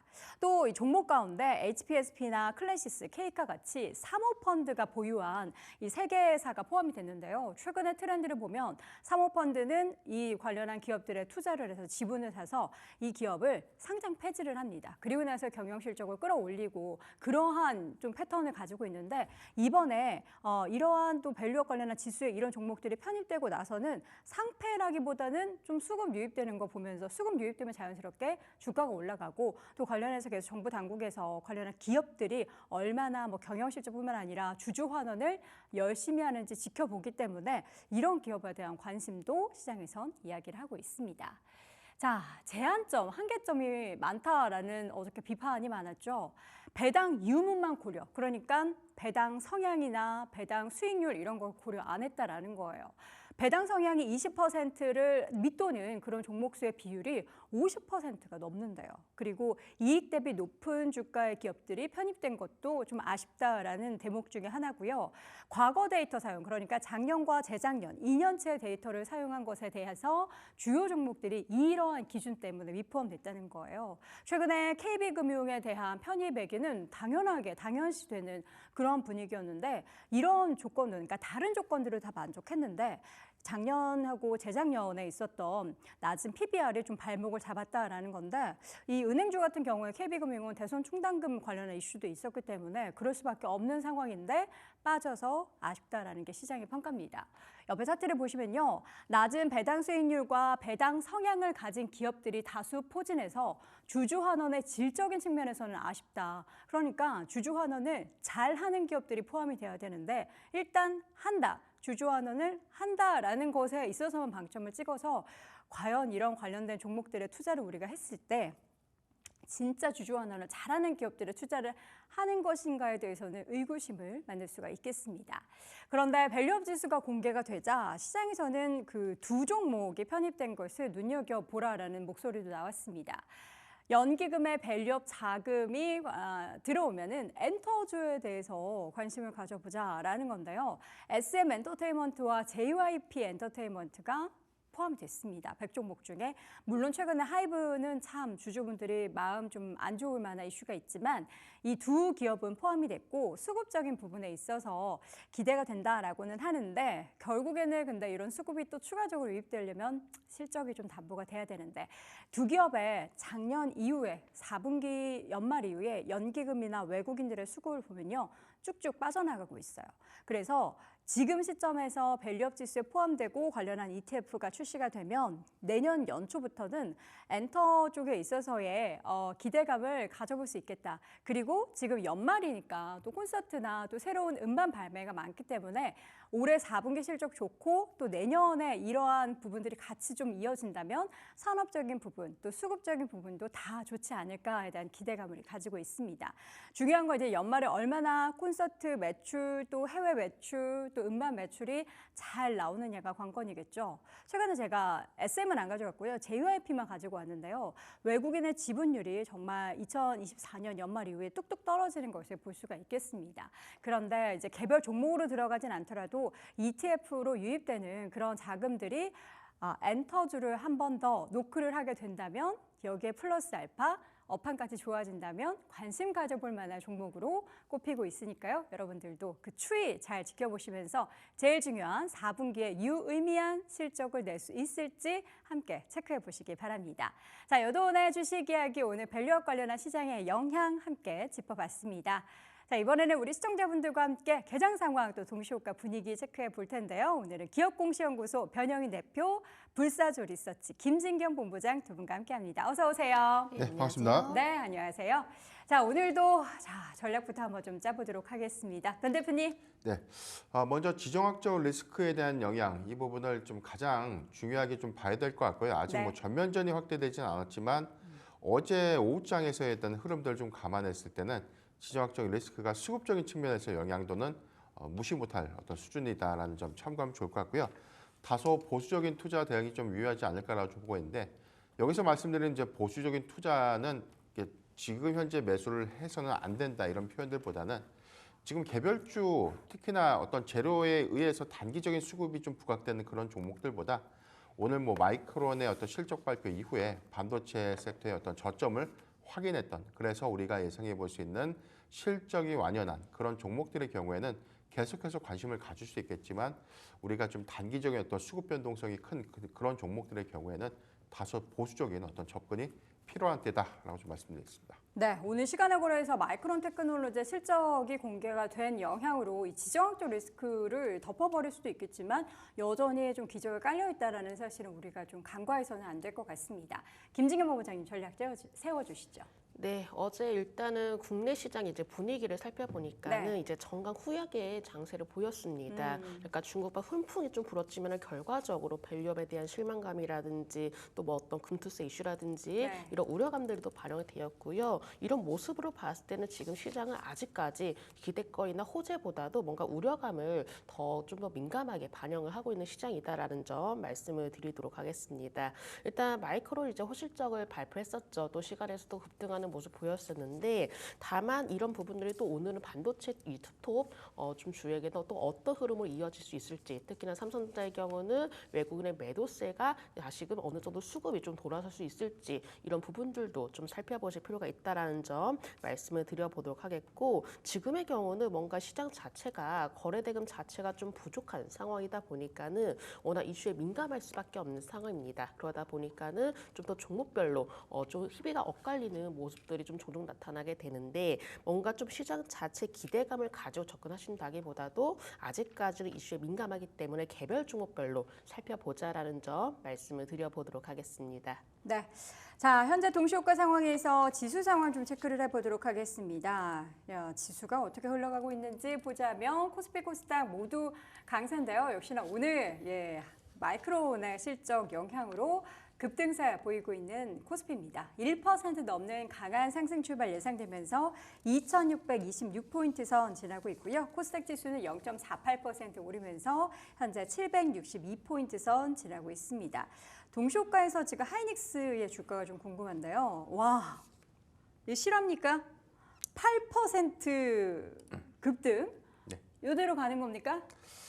일단 지금 현재 이게 뭐 허수매수 수량은 좀 아닌 것 같고 네. 아직 뭐 시간 좀 남아있기 때문에 조금 더 지켜는 봐야 되겠지만 일단 기대감은 좀 크게 반영되지 않을까라고 좀 보였어요. 삼성전자도 현재 뭐 2%대 상승 출발 좀 예상되고 있는데 차이점이 있다면 좀 마이크론의 실적 발표 이 부분에 대한 이슈가 그 이전의 실적 발표의 경우에는 호실적을 발표했는데 다음 분기의 가이던스가 계속해서 한 2분기 정도는 좀 보수적으로 좀 제시가 됐는데 이번에는 다음 분기에 좀 보란 듯이 이 가이던스를 상향 제시를 했거든요. 그래서 그 다음에 그러니까 한국 기준에서에 대한 4분기 실적 전망치가 조금 더 다소 완화될 수 있는 부분들은 그동안 우리가 반도체 섹터가 하반기에 안 좋다 하는 그런 이야기들로 인해서 투심이 좀 억제됐던 요인들이 이런 시점을 좀 기점으로 보면 저는 충분히 좀 완화되는 기조에서 수급 반등이 좀 일어날 수 있지 않을까 그렇게 좀 보고 있습니다. 네. 자, 하이닉스 주가 지금 동시효과 상황의 분위기가 그대로 좀 본장에서도 이어졌으면 좋겠는데요. SK하이닉스뿐만 아니라 삼성전자의 주가도 2%대 상승 출발 예상이 되고 있고요. 한미반도체 주가도 6%대 상승 출발 예상이 되고 있습니다. 또 다른 특징적인 종목 반도체밖에 제가 안 보여가지고 뭐 있나요? 네, 오늘은 물론 네. 반도체에 많이 집중이 되긴 하겠지만은 보니까 형제 엘리트도 조금 상승 출발할 것으로 형제 보여지고 엘리트? 있습니다. 네, 사실 이제 그동안에 사실 뭐 크게 주목이 되지 않았던 종목이었는데 이 중에 경기 부양책에 대한 기대감으로 좀 어느 정도 주가도 반영을 하고 있는 모습이기도 네. 하고요. 사실 이제 우리가 예상하면은 이제 주로 학생복, 약간 교복을 이제 만들고 있는 업체인데 엘리트. 네. 근데 형제 엘리트가 우리나라뿐만 아니라 지금 중국에서도 이 교복을 제조를 하고 또 판매를 하고 있다고 합니다. 근데 경기 부양책이 진행이 되게 된다면은 또 이로 인해서 수혜 기대감도 나타날 것이고 그렇기 때문에 최근 들어서 좀 급등을 하는 모습 보였었는데 사실 이러한 부분에 대해서는 워낙에 단발성의 이슈로 급등을 하는 부분이기 때문에 오히려 지금의 경우는 신규 매수보다도 보유자분들 영역에 한해서만 좀 단기 트레이딩 관점으로만 살펴보자라는 점도 말씀을 드려보도록 하겠습니다. 네. 자, 또 다른 종목 한 종목만 더 보도록 하겠습니다. 현재 동시효과에서 반도체 말고 또 괜찮은 종목 보이십니까? 네, 지금 뭐 지니뮤직 관련해서 어제 뭐 시간에 좀 강했는데 지니뮤직.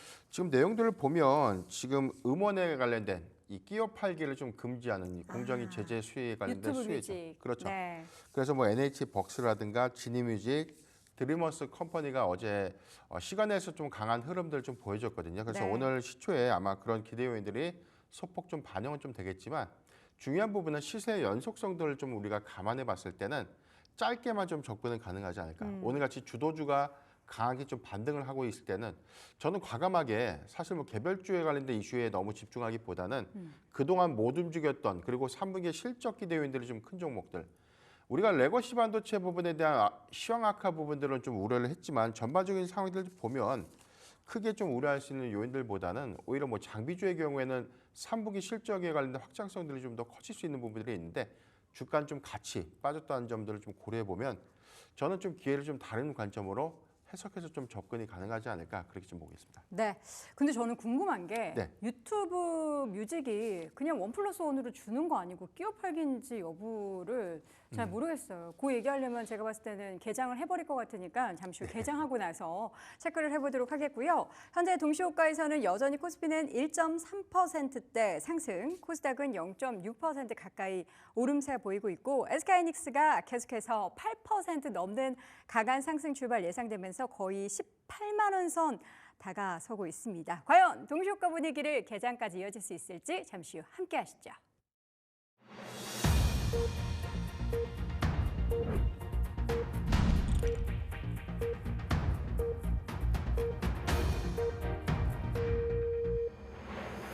딜사이트 경제TV가 대한민국 증시 개장을 알립니다. 9월 26일 목요일장이 개장을 했습니다. 자, 동시호가 분위기가 워낙 좋아서 제가 격양돼 있는 거 여러분도 좀 느끼셨을 것 같은데요. 예, 매일 이랬으면 좋겠습니다. 제 목청이 나가도 좋으니까 매일 이렇게 좀 시장이 좋아서 3천 가고 오늘 무슨 리포트 보니까 코스피는 6천이 되어야 맞다라고 하는데 와, 6천. 제 살아생전에 과연 볼 수 있을까요? 자, 궁금합니다. 자, 양시장 모두 동시호가 상황 분위기와 비슷합니다. 일단 하이닉스가 8%대 상승 나타나고 있습니다. 허수가 아니었어요. 허수가 아니었어요. 예, 허수가 아닙니다. 예, 17만 8천 원 넘어서고 있고요. 삼성전자의 주가도 3% 넘는 강한 상승 나타나면서 6만 4,200원. 우리 풍향계 역할을 해준 마이크로 예, 엉덩이 이렇게 두들겨주고 싶습니다. 잘했다 잘했다 해주고 싶은데 자, 이 분위기가 계속 이어지기를 바라보겠고요. 지금 코스닥 지수도 0.67% 상승세 764포인트 현재 기록이 되고 있습니다. 자, 양시장의 분위기는 괜찮은데요. 일단은 이제 반도체 쪽으로 수급이 워낙에 다 유입이 되면은 다른 쪽에 있어서의 또 수급 이탈이 발생을 할 수 있죠. 특히 이제 2차 전지 관련한 종목들은 어제도 밤 사이에도 테슬라의 주가가 상승을 하기는 했지만 약간은 지금 빠져나가고 있습니다. 수급이 LG에너지솔루션 소폭 하락세 보이고 있고요. 지금 오늘 양시장에서 에코프로, 다행이네요. 에코프로 BM은 오릅니다. BM이 0.39% 그리고 에코프로 0.6% 소폭이지만 강세 움직이 나타나고 있고요.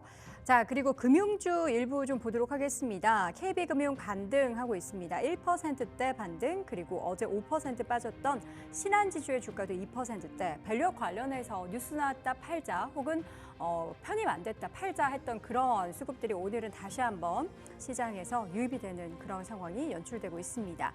LG화학의 주가 최근에 4거래제 강세 보이는 가운데 오늘도 2%대 강세고요. 그동안 좀 쉬었던 고려아연 어제 0.7% 반등에 이어서 오늘도 4%대 강세 그리고 반도체 오르자 따라오르는 친구들 전력기기 또 전력 설비 관련한 종목들 지금 HD 현대 일렉트릭의 주가가 4%대 LS 일렉트릭의 주가도 2%대 거의 3% 가까이 상승세 보이고 있습니다. 자, 그리고 코스닥에서는 지금 시가총액 상위 종목들 5위권까지는 좀 혼조 보이고 있는 가운데 그 외의 종목들은 강세인데요. 역시나 반도체 관련한 종목들의 두드러진 상승이 보이고 있습니다. 리노공업이 2% 안팎의 강세를 보이고 있고요. HP, SP 3%대 강세, 이오테크닉스 4% 그리고 솔브레인, 대주전자재료 그리고 원익 IPS도 4% 가까이 강세, 동진세미캔도 3%대 그리고 테크윙의 주가는 무려 11%대 강한 상승세 보이고 있습니다. 지금 하락하는 종목도 물론 있습니다. 오늘 시장에서 HLB 그룹주가 좀 약하고요. 코스피에서는 화장품주가 그동안 좀 강했던 모습을 보였는데 오늘 장에서는 하루 만에 도 찰실현 매물이 출회가 되고 있습니다. 자, 그리고 수급적으로는 외국인이 코스피에서는 사고는 있습니다. 예, 오랜만에 컴백을 하긴 했는데 과연 얼마나 오늘 많이 사게 될지가 관건이겠습니다. 600원대 매수 우위가 나타나고 있고요. 뭘 사나 봤더니 역시나 전기전자 쪽으로 매수세가 현재 집계가 되고 있습니다. 기관도 함께 금융투자, 투신, 연기금 쪽에서 고루고루 들어오고 있고요. 반면 개인 투자자들은 오늘 1,000억 가까이 장 초반부터 매도를 보이고 있습니다. 코스닥에서는 현재 외국인만 팔고 있고요. 개인과 기관의 매수세가 나타나고 있는 상황입니다.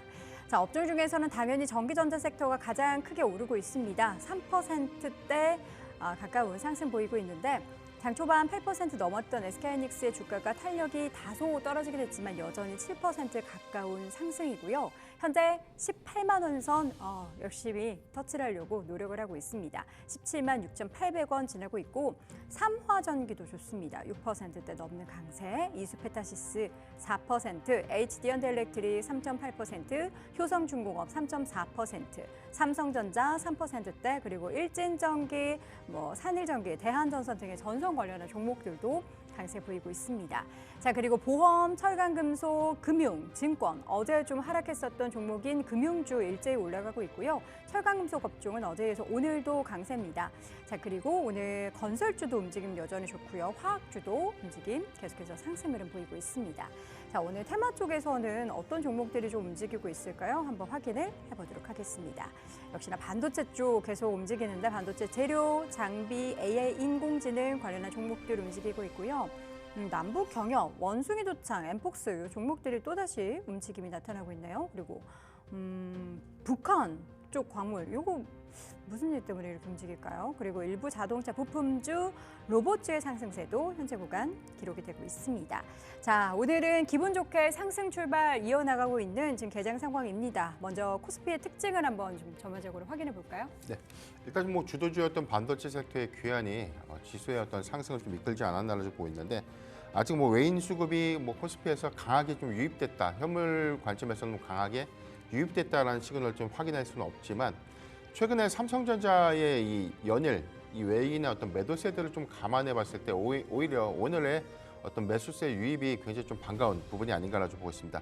일단 시장의 어떤 이 하반기 반도체 사이클에 관련된 어떤 우려감들은 굉장히 좀 커졌던 상황이었고 이 부분이 범용 반도체 특히나 이 저사양 부분에 대한 이 IT 수요의 어떤 공급량들이 좀 더 둔화되는 흐름들 때문에 공급 과잉 내지는 뭐 재고가 좀 증가될 수 있다라는 요인들 이 부분을 너무 시장이 좀 강하게 좀 인식한 것이 아닌가라는 아쉬움들이 계속해서 좀 있었지만 일단 뭐 마이크론의 경우에는 뭐 다음 분기 관련된 가이던스를 상향 제시했다는 점 이 부분은 자신감을 표현했다라는 관점에서 굉장히 좀 긍정적이다라고 보고 있고 우리가 메모리 3사죠 마이크론, 뭐 SK하이닉스, 삼성전자 이렇게 세 가지 이 시황들 좀 고려해 봤을 때 마이크론의 호실적 그리고 다음 분기에 관련된 어떤 자신감들은 오히려 그동안 좀 위축됐던 반도체 섹터가 바닥 확인 이후에 충분히 추세를 좀 전환시킬 수 있는 계기를 좀 작용하지 않을까라고 보고 있습니다.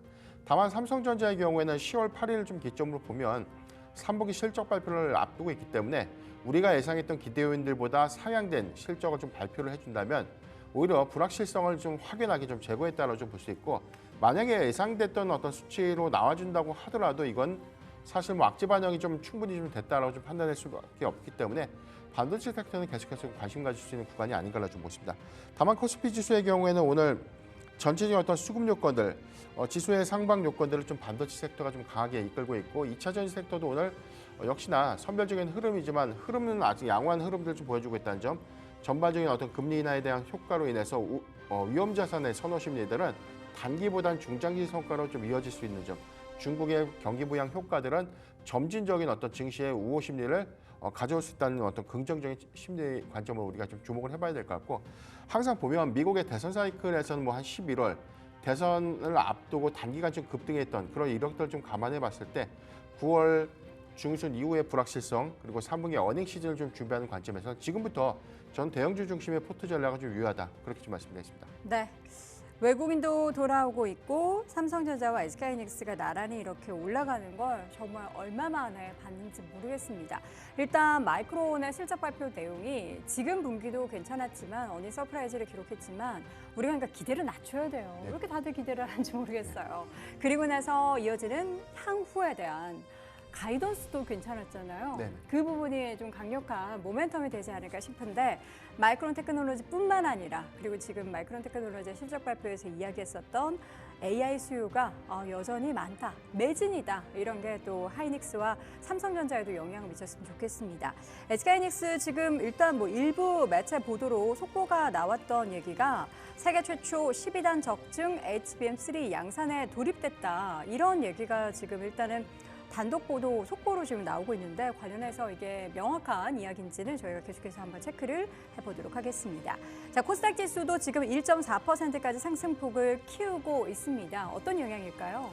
네, 일단은 지금 전반적으로 봤을 때 분위기는 나쁘진 않습니다. 네. 그리고 아무래도 이 그동안에 이제 계속적으로 주목이 되었었던 마이크론의 실적이 발표가 되었고 또 삼성전자, SK 하이닉스 이렇게 주요 반도체주에 좀 상승하면서 이 코스닥 시장 안에서도 여러 가지 이렇게 반도체 부품 관련주, 장비 관련주들이 상승하는 모습 보여지고 있습니다. 아무래도 오늘의 경우는 이제 코스닥 시장 안에서도 이 반도체 관련주들이 좀 더 주목이 되지 않을까라고 좀 봐야 되기 때문에 이 반도체 관련주들의 상승 흐름이 장 막판까지도 이어질 수 있을지 여부도 좀 체크를 해보시면 좋으실 것 같고요. 지금의 경우에는 일단은 코스닥 시장 안에서는 2차 전지 그리고 또 제약바이오주로 많이 관심이 몰려지고 있죠. 현재로서는 대다수 좀 빨간불로 보여지고 있기 때문에 사실 2차 전지 관련주들 어제의 경우 좀 약세를 보였지만은 오늘의 경우는 반등을 시도하면서 좀 더 지수 상승에 역할을 할 수 있을지 이런 부분들에 대해서도 체크를 해주시면 좋으실 것 같습니다. 또 다른 이렇게 특징적인 업종으로 살펴본다면은 지금 일단 중국 소비 관련주 쪽으로도 많이 관심이 좀 몰려지고 있는데 어제의 경우는 사실 이제 중국의 경기 부양책으로 인해서 관련주들이 상승을 하는 모습 보였었죠. 오늘도 마찬가지로 이런 기대감을 가지고 추가적인 상승 흐름을 이어질 수 있을지 그리고 사실 어제의 경우는 이 관련주 내에서도 워낙에 급등을 하는 종목들이 많았었기 때문에 이런 종목들이 자칫하면은 단기적인 차익 시험 매물에 대해서도 주의를 하실 필요가 있으실 것 같습니다. 그렇기 때문에 이런 내용에 대해서도 한번 좀 체크를 해주시면 좋으실 것 같고요. 현재 상황 보니까는 이 자율주행 관련주도 좀 상승을 보여지고 있는데 아무래도 금리 인하로 인해서 자동차 쪽으로의 일단 수혜 기대감도 나타나고 있고 특히나 현대차의 경우는 바로 소프트웨어 쪽으로 이 차량 소프트웨어 쪽으로 집중하는 모습 보여지다 보니까는 그동안에 주목이 되지 않았었던 자율주행 관련주 쪽으로도 또 수급이 이동이 되는 모습들이 간혹 나오고 있는 상황이기 때문에 자동차 관련주들에 대해서도 한번 살펴보시면 좋으실 것 같습니다. 네. 현재 구간 양시장 모두 상승폭을 견조하게 키우고 있습니다. 코스피는 1.62% 강세 보이면서 2,600 현재 38포인트 지나고 있고요. 코스닥 지수도 1.23% 오르면서 768선 현재 기록이 되고 있습니다. 삼성전자는 3%대 그리고 SK하이닉스는 7.5%대 여전히 강세를 보이고 있고요. 오늘 SK하이닉스가 오르자 스퀘어의 주가도 8%대 그리고 한미반도체 5%대 강세를 보이고 있고 지금 종목 가운데서 HD 현대일렉트릭도 여전히 견조한 4% 가까운 상승세 보이고 있습니다. 그리고 어제 좀 하락했었던 밸류업 지수에 편입된 종목 그리고 불발된 그런 종목들도 오늘 일제히 상승하면서 지수의 움직임이 계속해서 긍정적입니다. 자, 그럼 특징적인 종목들 하나씩 더 발굴을 해보도록 하겠습니다. 어떤 종목부터 볼까요? 네, 일단은 오늘은 또 반도체주를 조금 더 자세히 말씀을 드릴 수밖에 없겠죠. 네, 일단은 삼성전자, SK하이닉스 출발 상황 좋습니다. 사도 될까요? 그게 제일 궁금하지 네, 않아요? 지금 그쵸. 시점에서 갭상승했는데 어디 살 걸 하는 분들 계실 거란 말이에요. 맞아요. 아무래도 사실 중장기적인 면으로 봤을 때는 이 반도체주에 대해서 우리가 조금씩 모아가자는 관점은 저는 유효하다라고 먼저 말씀을 드리도록 하겠고 다만 오늘만 놓고 봤을 때는 사실 SK하이닉스가 지금 갭상승을 하는 모습 보였기 때문에 다소 현재 이 상황에서 진입하기는 좀 다소간 부담이 될 수 있습니다. 그렇기 때문에 SK하이닉스의 경우는 오히려 지금의 당장보다도 조금 더 눌림이 나왔을 때는 서서히 모아가는 관점은 유효하다라는 점 말씀을 드려보도록 하겠고요. 다만 삼성전자의 경우 좀 아쉬운 점이 이 수급적인 부분이죠. 바로 외국인의 그 매도가 좀 이어지고 있는 상황이기 때문에 이 외국인이 어느 정도는 또 매수를 좀 돌아서는 여부가 확인이 필요할 것 같습니다. 네. 그렇기 때문에 삼성전자가 물론 과매도 구간이긴 하지만은 일단 1차적으로 이 수급적인 흐름이 또 어떻게 바뀌어질 수 있을지 이런 부분들이 가장 중요하다라는 점 말씀을 드려보도록 하겠고 사실 여러 가지로 일단 마이크론의 실적 그리고 엔비디아 어떤 블랙웰에 대해 대해서 이야기를 또 서서히 나와주고 있는 상황이기 때문에 반도체주에 대해서는 지금부터는 우려감보다도 조금 중장기 면으로 봤을 때 또 마이크로의 경우도 내년도에도 그 기대가 된다는 이야기들이 나오고 있으니까는요. 조금 중장기적인 시선으로 긍정적인 매수가 유효하다라는 점 말씀을 드려보도록 하겠습니다.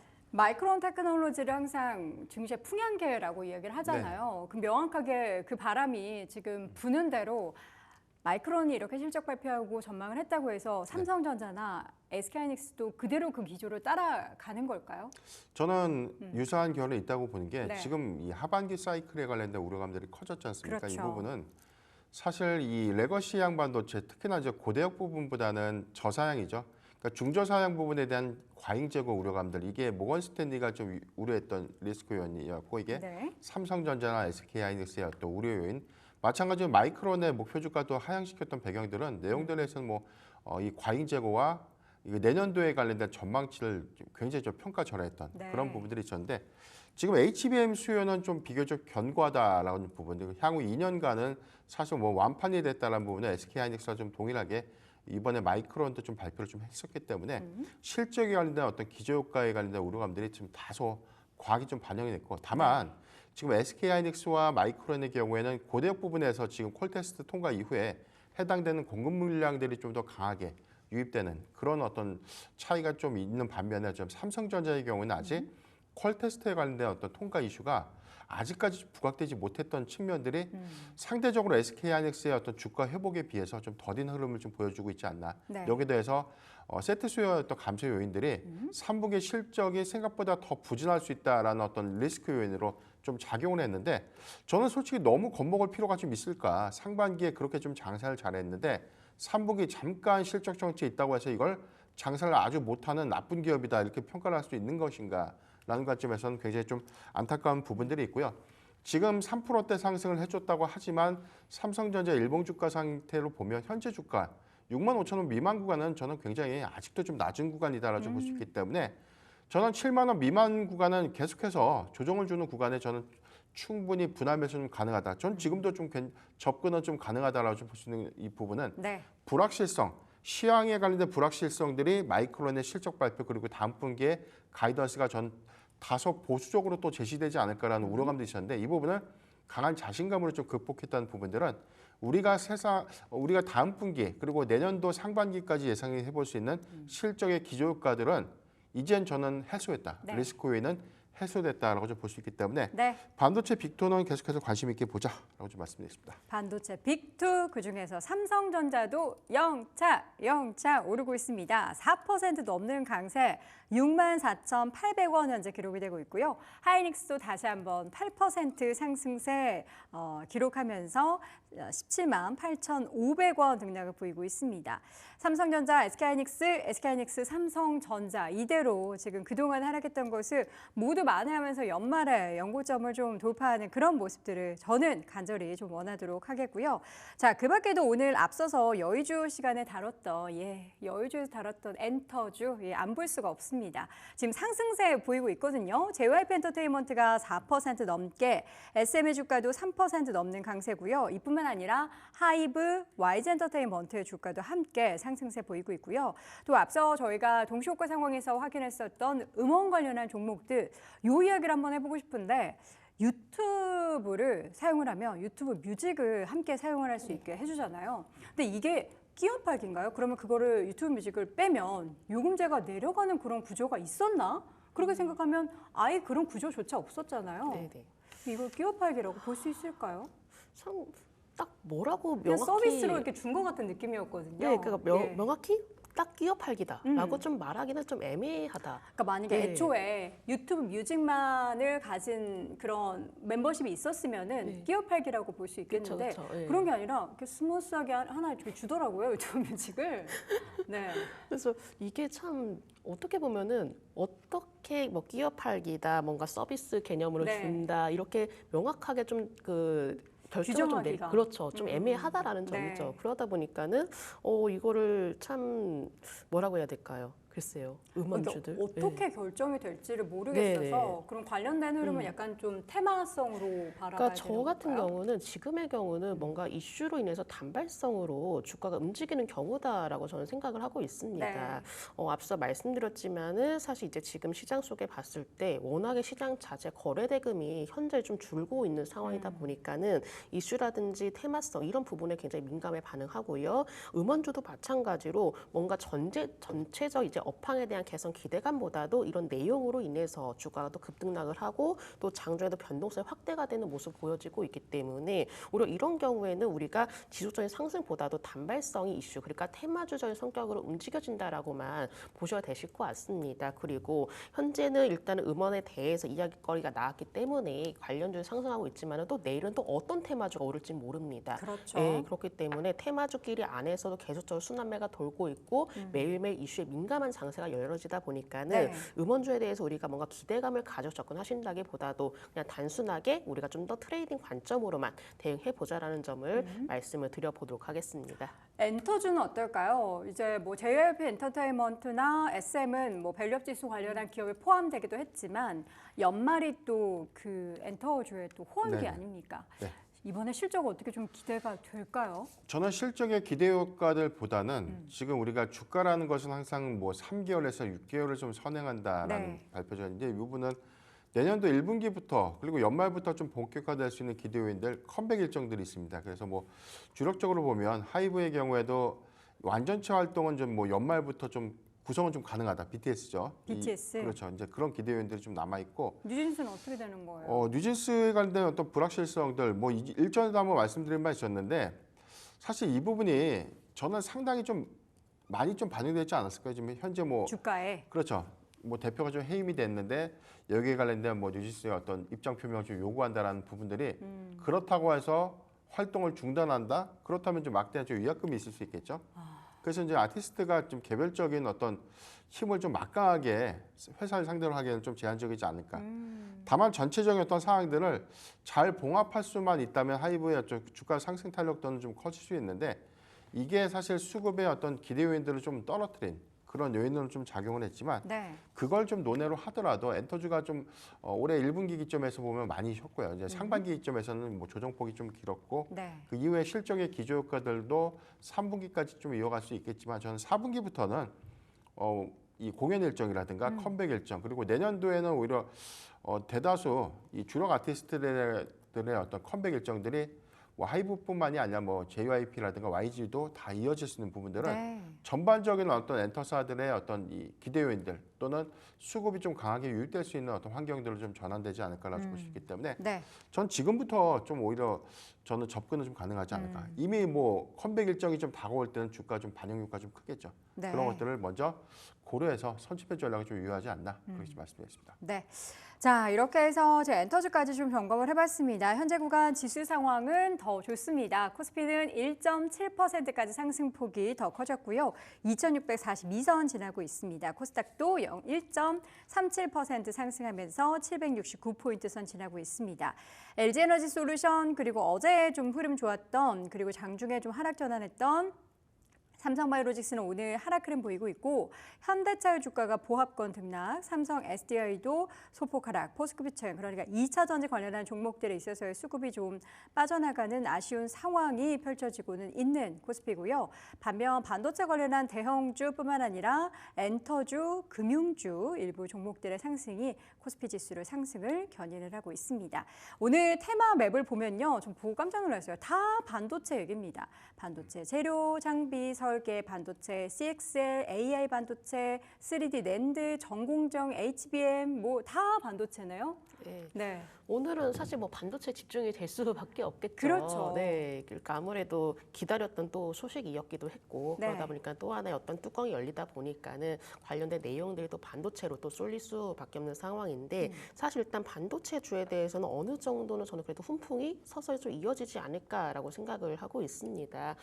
아무래도 이제 실적 발표가 그래도 호실적으로 좀 나아진 상황이고 엔비디아 쪽에서도 이제 계속적으로 뭔가 4분기라든지 이제 블랙의 출시에 대해서도 또 서서히 기대거리가 반영이 되고 있는 시점이기 때문에 낙폭 과대가 되었던 반도체주들은 서서히 관심을 가져보자라는 점 말씀을 드려보도록 하겠고요. 특히나 지금 삼성전자, SK 하이닉스 쪽으로 많은 관심이 집중이 되고 있지만은 사실 이제 대형주 쪽에서 관심 집중된다면은 그 밑에 이제 서서히 관련된 중소형 반도체 쪽으로도 수급이 이동이 될 수가 있습니다. 그렇기 때문에 물론 대형 반도체 주들에 대해서도 우리가 중장기적인 면으로도 긍정적으로 바라볼 수 있겠지만은 조금 더 단기적인 흐름을 조금 더 살펴보신다면 조금 가볍게 움직여질 수 있는 이 중소형 반도체 주들에 대해서도 우리가 서서히 관심을 가져보자라는 점도 말씀을 드려보도록 하겠고요. 일단 반도체 주들이 좀 더 이 추운 겨울을 좀 보내기도 했었는데 이런 시기가 서서히 좀 더 벗어날 수 있을지 이런 부분들이 또 수급적인 흐름이 또 어떻게 바뀌어질 수 있을지 가장 중요하겠기 때문에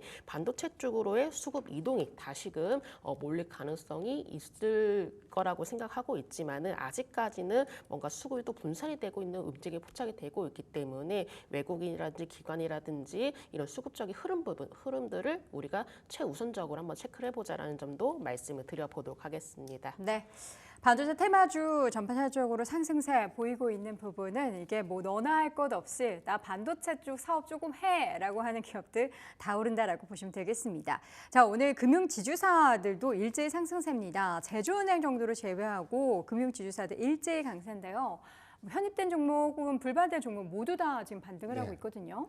전체적으로 보면 좀 KB금융에 대한 이 탈락에 대해서 좀 굉장히 의문도 좀 많은데 일단 뭐 기업 한국 뭐 코리아 밸류업 지수가 좀 발표되고 난 이후에 그런 흐름들을 보면 저도 굉장히 좀 아쉬운 부분들이 좀 있었던 게 일본의 도입 사례 JPX 프라임 150 지수의 경우에는 PBR 요건보다는 ROE 요건 상향 기업 순으로 좀 정리를 해서 이익 규모나 이런 수익 지표가 큰 기업들을 위주로 해서 좀 차등 배분을 좀 했기 때문에 도요타 자동차가 탈락하는 그런 어떤 결정도 있었지만 이번에는 업종별로 이걸 세분화시키다 보니까 PBR 문턱이 좀 높아진 부분에서 KB금융이 좀 탈락한 것이 아닌가. 그래서 저는 이 제도는 수정이 좀 되어야 된다라고 좀 보였고요. 다만 우리가 코리아 밸류업 지수에 좀 포함되지 못했다고 해서 좀 안타까워할 수 있는 요인이 아니라 기업 밸류업이라는 것은 그만큼 주주 입장에서 얼마만큼 더 많은 환원 정책으로 인한 어떤 수혜가 좀 있을까라는 어떤 부분들. 이 부분은 점진적으로 총 주주 환원율이 좀 상향될 수 있는 부분들. 그래서 이 종목에 대한 관심도가 커지고 수급 유입 효과가 더 늘어날 수 있는 그런 기대 요인들을 우리가 좀 고려를 해야 될 것이기 때문에 아쉬워할 필요는 없다라고 봅니다. 다만 지금 이게 확정 시행은 좀 아니고 향후에 어떤 제도 개선을 좀 통해서 특례 편입 요건이라든가 이런 것들을 지금 검토한다는 이야기 좀 나오고 있기 때문에 KB금융의 경우에는 충분히 진입 가능성들이 좀 크다라는 점. 그렇다면 우리가 좀 주목해볼 포인트는 단순하게 어떤 평가 지표가 아니라 정말 주주들에게 많은 주주 환원 정책을 적극적으로 좀 펼칠 수 있는 기업들 내지는 총 주주 환원율을 상향시킬 수 있는 그런 기대 요인들이 큰 종목들의 경우에는 아쉬워할 필요가 없이 오히려 주가의 어떤 낙폭이 큰 구간에 접근은 좀 가능하다는 점 참고하면 좋을 것 같고요. 지금 일본의 도입 사례를 보면 초기에 한 15%에서 20% 정도의 어떤 가격 조정 이슈가 좀 있었지만 이후에는 30%에서 많게는 한 75%대까지에 대한 주가 상승 효과 이런 것들 좀 대비 봤을 때 국내 은행주의 경우에는 저는 충분히 주가 반영이라든가 저는 아직도 좀 저평가된 구간이다라고 볼 수 있기 때문에 네. 장기적 성과 관점에서 아쉬워할 거 없다 그렇게 좀 말씀드리겠습니다. 알겠습니다. 이번에는 간단하게 개별적인 종목 하나씩만 좀 더 체크해 보면 좋을 것 같습니다. 오늘 반도체 오르고 금융도 오르고 반도체가 오르자 AI 관련한 생태계에 들어가 있는 뭐 전력 설비 관련한 종목들도 함께 올라가고 있고 소프트웨어 관련해서도 상승세를 보이고 있는데요. 종목 가운데 저는 대봉 LS의 주가가 급등하면서 오늘 또 50일주 신고가 경신을 했습니다. 장중에 26,700원까지 고점을 높이기도 했고요. 지금 종목 가운데 영풍정밀의 주가도 다시 한번 갭상승하면서 오늘 장 초반에 급등 보이면서 50일주 신고가 경신하는 모습이 나타나고 있습니다. 개별 종목 단에서 어떻게 좀 눈에 띄는 게 있으세요? 네, 저는 일단은 오늘은 쉬어가지만은 그래도 좀 기대를 해볼 수 있는 쪽의 자동차, 그러니까 현대차를 한번 살펴보자. 해보자라고 좀 말씀을 네. 드리고 싶습니다. 아무래도 이제 지금의 이제 기술적인 흐름만 놓고 봐서 좀 매물대 구간에 있다 보니까는 좀 답답한 모습 보여지지만은 앞으로 기대거리들이 또 나오고 있는 상황이거든요. 특히나 이제 인도 시장에서의 어떤 좀 확대, 사실 이제 글로벌 자동차 업체들도 떠난 곳이 바로 인도 시장이었습니다. 네, 현대차의 경우는 굳건히 인도 시장의 자리를 지키면서 지금 인도 시장 내에서도 이 IPO라든지 또 인도 시장에서 어떤 차량에 대한 판매율이라든지 이런 것도 기대가 되고 있고요.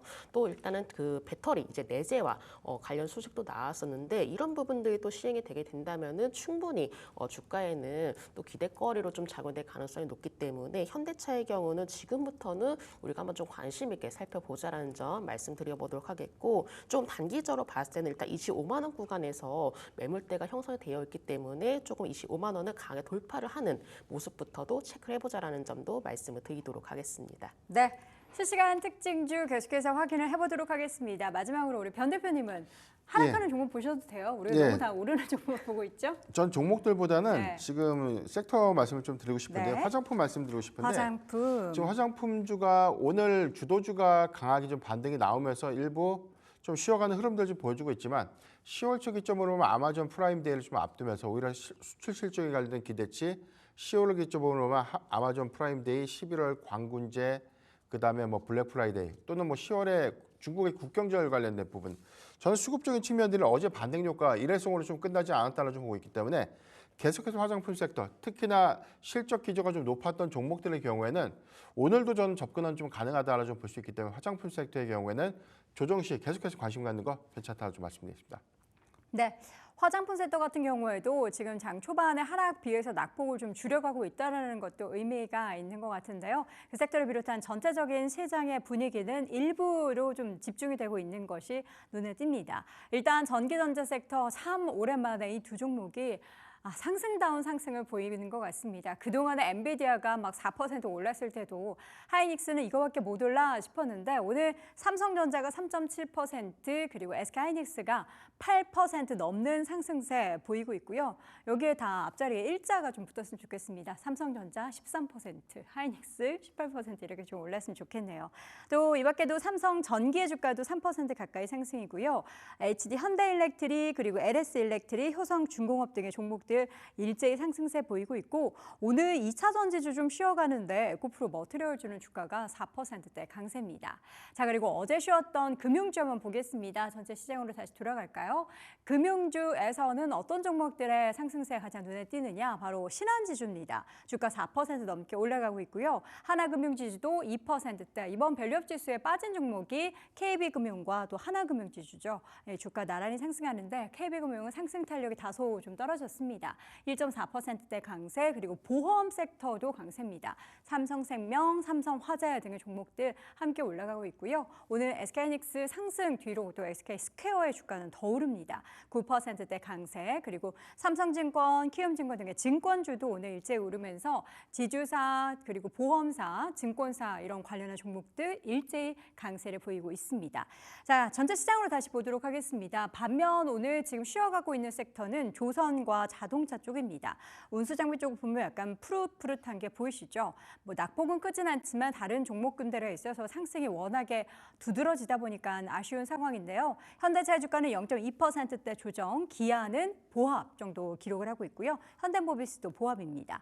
하나오션, HD 현대중공업 조금 쉬어가면서 약보합권 수준의 등락을 보이고 있고요. 오늘 LH넥스원이나 현대로템 같은 방산주들이 좀 일제히 쉬어가고 있는 부분이 아쉽습니다. 현대로템의 주가는 3%대 조정을 받고 있고요. 자동차 부품주 쪽에서도 하락세를 나타내고 있습니다. 전체 시장 다시 한번 보도록 하겠습니다. 오늘 시장에서는 여전히 강한 게 철강금속 업종인데요. 고려아연이나 영풍 등의 종목들이 함께 오르고 있고, 그리고 포스코홀딩스의 주가도 0.5% 소폭이지만 강세를 보이고 있습니다. 어제 올랐던 풍산 같은 경우에는 오늘장은 하락세를 보이고 있다는 점 확인해 보시고요. 전체 시장 다시 한번 볼까요?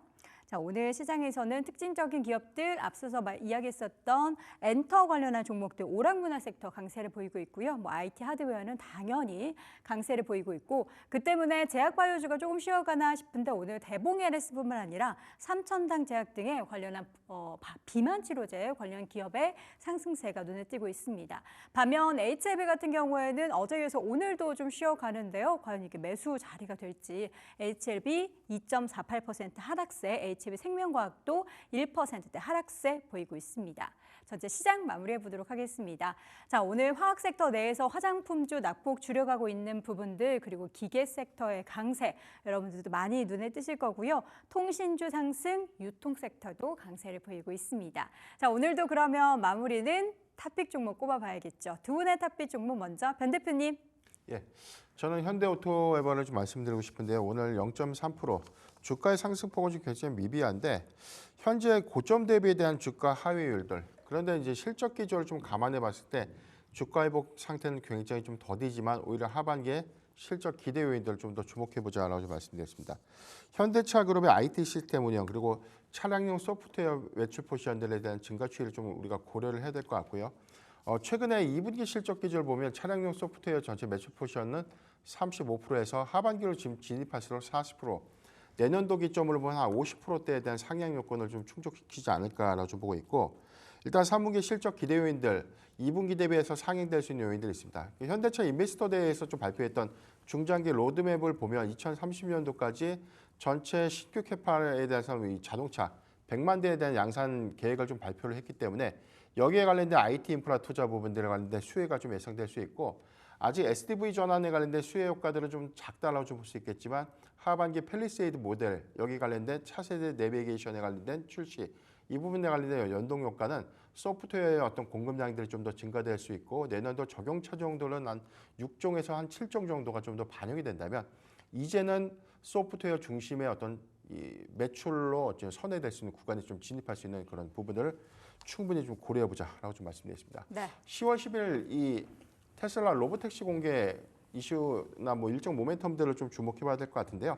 대형주기 때문에 단기 수급이 좀 크게 유입될 수 있는 환경들보다는 중장기 성과를 좀 고려해봤을 때 현대오토웨버가 충분히 좀 추세는 전환되면서 좀 상향될 수 있는 요건 주목을 해보자라고 좀 말씀드리고 목표가는 18만 원 그리고 손절가 14만 7천 원을 제시해드리겠습니다. 네, 첫 번째 종목은 현대오토웨버를 제시해 주셨습니다. 사실 현대오토웨버는 올해 정말 이 지루한 박스권에서 언제 탈출하나 싶은데 6월에 한번 박스권 탈출을 시도했다가 다시 주춤한데 앞으로 연말에는 박스권을 탈출해서 우상향하는 모습 기대해 보도록 하겠고요.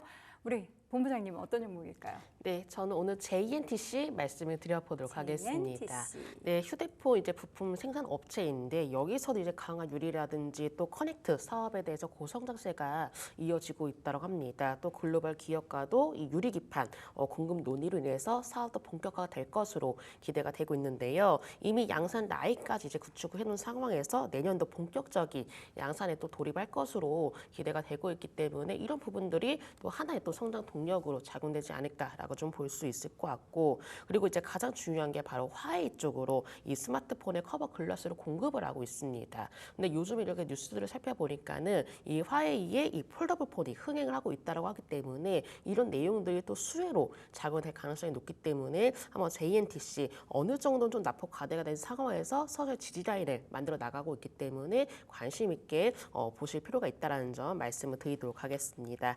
손절가의 경우는 16,300원 제시해 드리도록 하겠고요. 목표가는 22,000원 말씀드려 보도록 하겠습니다. 네. JNTC 함께 확인을 해봤습니다. 현재 구간에서 지수 상황 여전히 견조합니다. 물론 공약주도 공약주지만 지금 오늘 시장에서 반도체가 오르는 곳에 다들 집중을 하고 계실 것 같고요.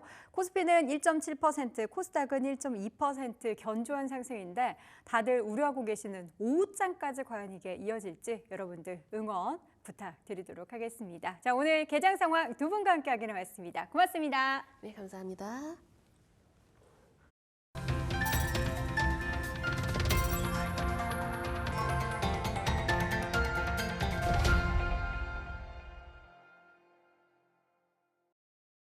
네, 시장에 궁금증이 참 많습니다. 그 궁금증들 모아 전문가들에게 질문해보는 시간 질문들. 오늘은 오로라 투자자문 유창희 본부장 나오셨습니다. 어서 오세요. 안녕하십니까. 네, 본부장님 오늘 시장 너무 분위기가 네. 좋습니다.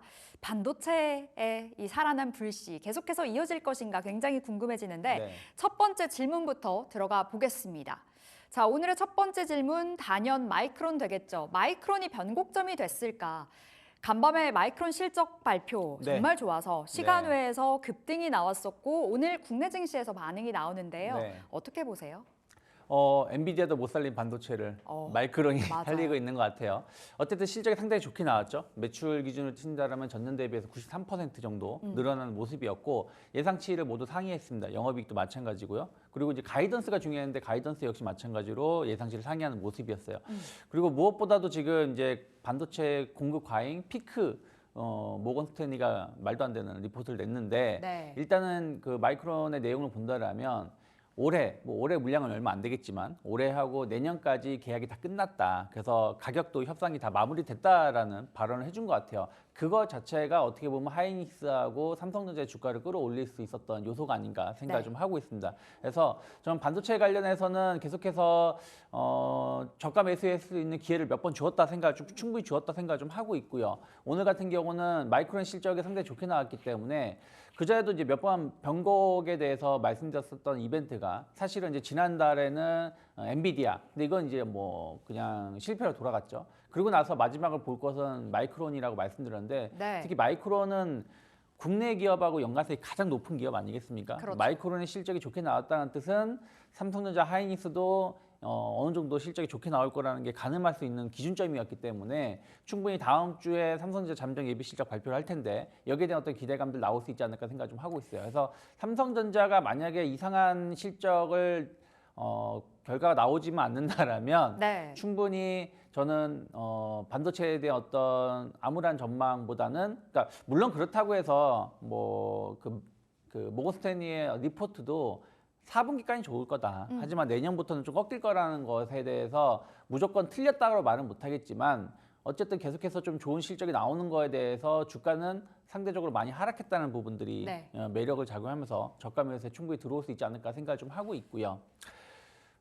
그리고 이제 어저께 나온 그 뉴스를 본다라면 삼성전자가 평택 공장 네.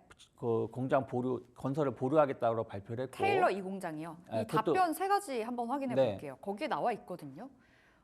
삼성전자 이미 테일러 이 공장 투자 보류. 네. 그래서 삼성전자 평택 공장하고 테일러 공장을 투자 보류하겠다. 그러니까 이게 이 보류라는 뜻이 뭐냐면 언제 재개하겠다라는 말이 없는 상황에서 보류이기 때문에 이 말은 어떻게 보면은 좀 투자를 생각했었던 것보다 공격적으로 하지 않겠다라는 것이고 네. 그러면 의외로 우리가 공급 과잉 논란에서 좀 벗어날 수 있는 부분들이 좀 있는 것이죠. 그러니까 과거에도 이제 공급 과잉이 나오는 것 중에 하나가 뭐냐면 현재 장사가 너무 잘 되니까 이것을 맞추기 위해서 공장을 증설했는데 막상 공장이 딱 증설됐을 때는 수요가 좀 줄어서. 줄어들거나 정체되는 모습이었다라는 것이죠. 그러다 보니까 공장 지원하는데 생산 안 할 수 없다 보니까 네. 생산하고 그것이 다시 공급 과잉으로 발생을 하면서 가격이 하락하는 모습이었는데 삼성전자가 일단은 신규 공장 투자를 좀 뒤로 미루겠다라는 것은 우리가 생각했었던 것만큼의 공급 과잉이 발생하지 않을 수도 있지 않을까 생각을 좀 하고 있습니다. 그러니까 호재성 이슈가 될 수 있는 거네요. 그쵸. 사실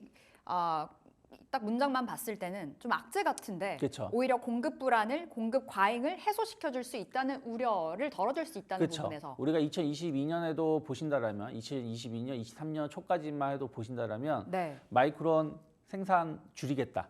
그리고 하이닉스 생산 줄이겠다. 삼성전자 생산 줄이겠다 했을 때 오히려 공급이 줄어든다고 하면서 주가는 긍정적인 역할을 해줬던 부분들이 좀 있었기 때문에 네. 신규 공장 투자를 좀 미루겠다는 것은 물론 삼성전자만 본다면 좀 악재가 될 수도 있다 생각을 좀 하고 있어요. 하지만 다른 경쟁 업체들 관련해서는 그만큼 생산이 미래의 생산이 줄어드는 부분들이기 때문에 예. 이러한 부분들도 저는 길게 봤을 때는 주가에는 긍정적인 역할을 해줄 수 있지 않을까 생각을 좀 하고 있습니다. 탑픽이 SK 하이닉스네요. 네. 삼성전자는 아니에요. 저는 가는 종목이 더 좋다 생각 좀 하고 있어요. 어쨌든 삼성전자 같은 경우는 최근에 주가를 보면 진짜 연일 하락세를 보여줬죠. 이 하락 각도도 정말 단 한 번의 반등 없이 계속 뭐 13거래 연속, 뭐 14거래 연속 하락세를 보여줬었고 어저께 같은 경우도 삼성전자는 외국인이 5천억 넘게 매도가 나왔었습니다. 네. 물론 오늘 이제 장 끝나고 나서 수급을 봐야 되겠습니다만은 외국인들의 매도가 계속 더 나오면 나왔지 갑자기 한 10조 정도 매도한 걸로 알고 있는데 최근 한 달 반 사이에 근데 갑자기 10조를 매수하진 않을 거라 생각 좀 하고 있습니다. 그래서 저는 하이닉스를 탑픽으로 보고 있는 이유 중에 하나는 결국에는 하이닉스 같은 경우 어찌됐든 모건 스탠리 악재성 그 리포트에도 불구하고 주가가 강하게 반등을 주고 있는 거고요. 그리고 영업이익 같은 경우도 이번에 삼성전자를 상회할 가능성이 높다고 평가가 나오고 있거든요. 네. 그럼 반도체 1위 기업에 대한 어떤 프리미엄을 좀 붙여줘야 된다 생각을 좀 하고 있어요. 그래서 그런 것들을 감안한다라면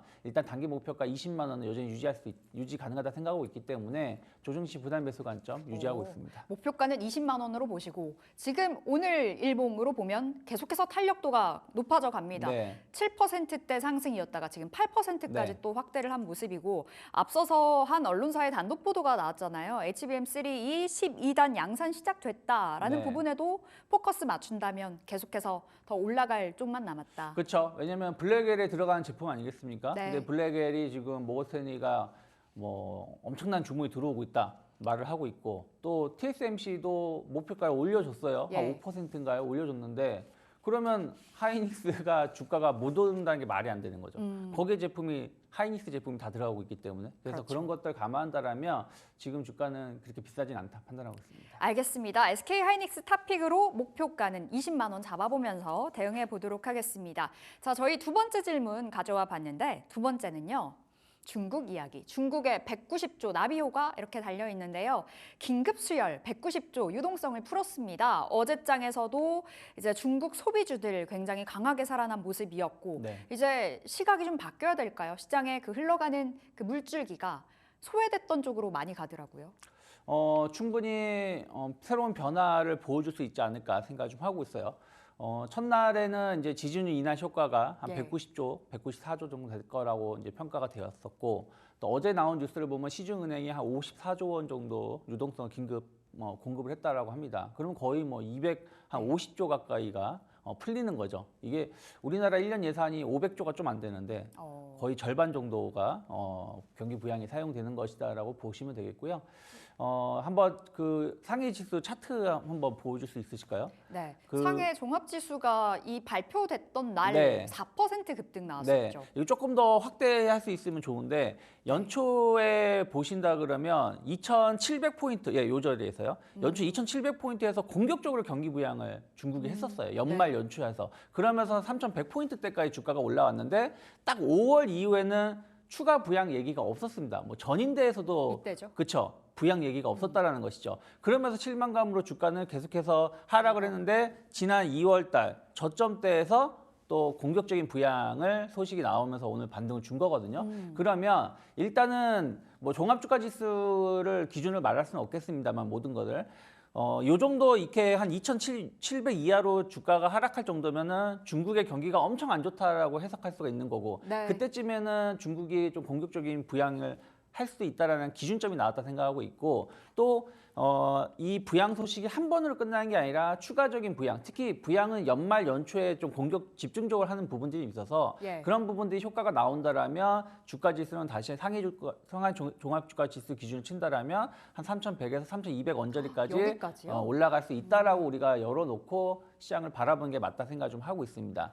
다만 이게 이제 실제 시장에 기업에 영향을 미치는 건 시간차가 존재하겠죠. 어제 부양 소식 발표했다고 해서 갑자기 항공권 계약을 엄청나게 한다든가 네. 하진 않겠죠. 그래서 그러한 시간차가 존재한다는 부분들은 좀 우리가 체크하실 필요가 있다 생각하고 있고 답변 열고 네. 한번 이야기 나눠볼까요? 시간차는 존재한다. 그러니까 바로바로 주가의 반응이 나오기는 쉽지 않다라는 그렇죠. 거죠. 예, 그래서 존재할 수 있다 생각하고 있고 또 과거하고는 또 이제 수혜받을 수 있는 섹터는 좀 다를 수 있다 생각 좀 하고 있어요. 네. 그러다 보니까 사실은 어저께하고 그저께 보신다라면 의외로 여행주들이 그렇게 많이 오르진 못했어요. 맞아요. 화장품이 강했고. 네, 화장품이 가겠고 그리고 사실은 중국 경기 부양한다 그러면 과거에는 카지노주들이 엄청 올랐었거든요.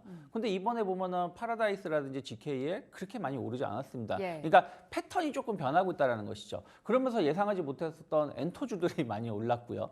그리고 화장품주들이 많이 올랐습니다. 이것은 어떻게 보면은 지금 전문가들도 이번에 경기 부양이 상당히 의미가 있었다. 상당히 중요한 시점에서 경기 부양 소식이 나온 것이지만 이것이 엄청나게 어떤 소비를 폭발적으로 증가시키진 않을 것이라는 좀 전망치도 있는 것이 있는 것 같아요. 그래서 네. 이러한 부분들을 감안한다라면 그 얘기는 무슨 얘기냐면 고가 소비를 늘리지 않을 수 있다는 거죠. 그럼 고가 소비라는 것은 물론 자동차라든지 TV 같은 것도 고가 제품이지만 해외 여행 가는 것도 어떻게 보면 비용이 많이 드는 거 아니겠습니까? 그러다 보니까 이쪽보다는 그래도 화장품 같은 경우는 뭐 아주 비싼 제품들은 아니니까 네. 또 문화, 뭐 영화든 콘서트든 이런 부분들도 상대적으로는 또 우리가 소비를 할 수 있는 부분 영역이다 보니까 이쪽으로 해서 좀 수급이 들어오는 것 같아요. 그래서 제가 봤을 때는 화장품주들이라든지 뭐 엔터, 콘텐츠 관련해서는 조금 더 관심 있게 보시되 네. 뭐 여행이라든지 카지노 이런 쪽은 조금 흐름을 좀 지켜보실 필요가 있지 않을까 판단하고 있습니다. 알겠습니다. 그럼 탑픽으로는 한국콜마. 네, 한국콜마를 말씀드린 이유는 결국 OEM, ODM 업체가 수혜를 입을 수 있다 생각을 좀 하고 있어요. 상반기에도 한 2조 원 정도 수출이 나왔었고 하반기에도 그 정도 수출이 나온다고 하는데 그러면 뭐 코스맥스라든지 뭐 한국콜마 같은 기업들이 OEM, ODM이기 때문에 네. 충분히 수혜를 입을 수 있다 생각을 좀 하고 있고 또 중국향 매출 비중이 어느 정도 나오는 기업이기 때문에 추가 영업이익 매출 증가에 대한 기대감도 가져갈 수 있지 않을까 판단하고 있습니다. 알겠습니다. 이 중국향 매출 비중이 높았던 화장품 그 종목 군단들이 참 지지부진했었는데 이제 시작이다라는 관점에서 한국콜마 오늘의 탑픽으로 받아보겠고요. 자, 세 번째 질문 가보도록 하겠습니다.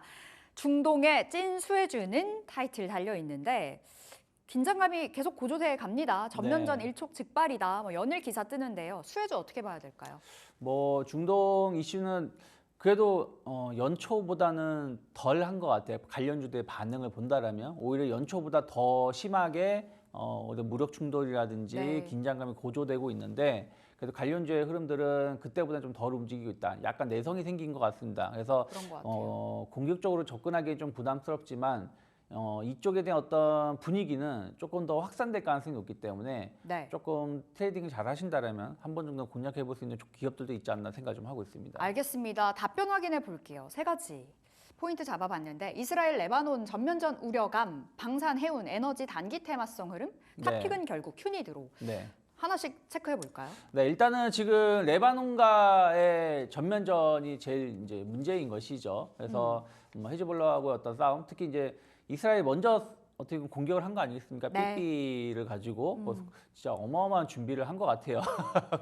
그래서 이게 그냥 우발적으로 이스라엘이 기분 나빠서, 그러니까 먼저 뭐 기분 나빠서 공격한 게 아니라 미리 준비를 해왔다는 부분들, 그런 네. 것들이 긴장감을 더 고조시키고 있다 생각을 좀 하고 있습니다. 그래서 뭐 그런 부분들 감안한다라면 뭐 지상군 투입에 대한 얘기도 좀 나오고 있고요. 또 어저께 이제 간밤에는 미국이 좀 개입한다 하면서 조금 완화될 수 있다는 기대감이 있었습니다만 전 미국 이거 못 막는다 생각을 좀 하고 있습니다. 그럼 관련돼서의 흐름들은 조금은 나올 수 있지 않을까 생각하고 있고, 저는 휴니드를 선택한 이유는 어쨌든 뭐 지상군을 투입한다고 하지만 아직까지는 이제 미사일로 서로 주고받고 있는 부분들이고, 네. 휴니드는 이제 이런 미사일 요격을 좀 막을 수 있는 제품이 좀 있고, 이것을 이스라엘 공급을 좀 하고 있습니다. 그래서 그런 것들 감안한다라면 수혜를 입을 수 있고 영업이익 매출도 나쁘진 않습니다. 네, 그래서 한번 시세 확인해 볼게요.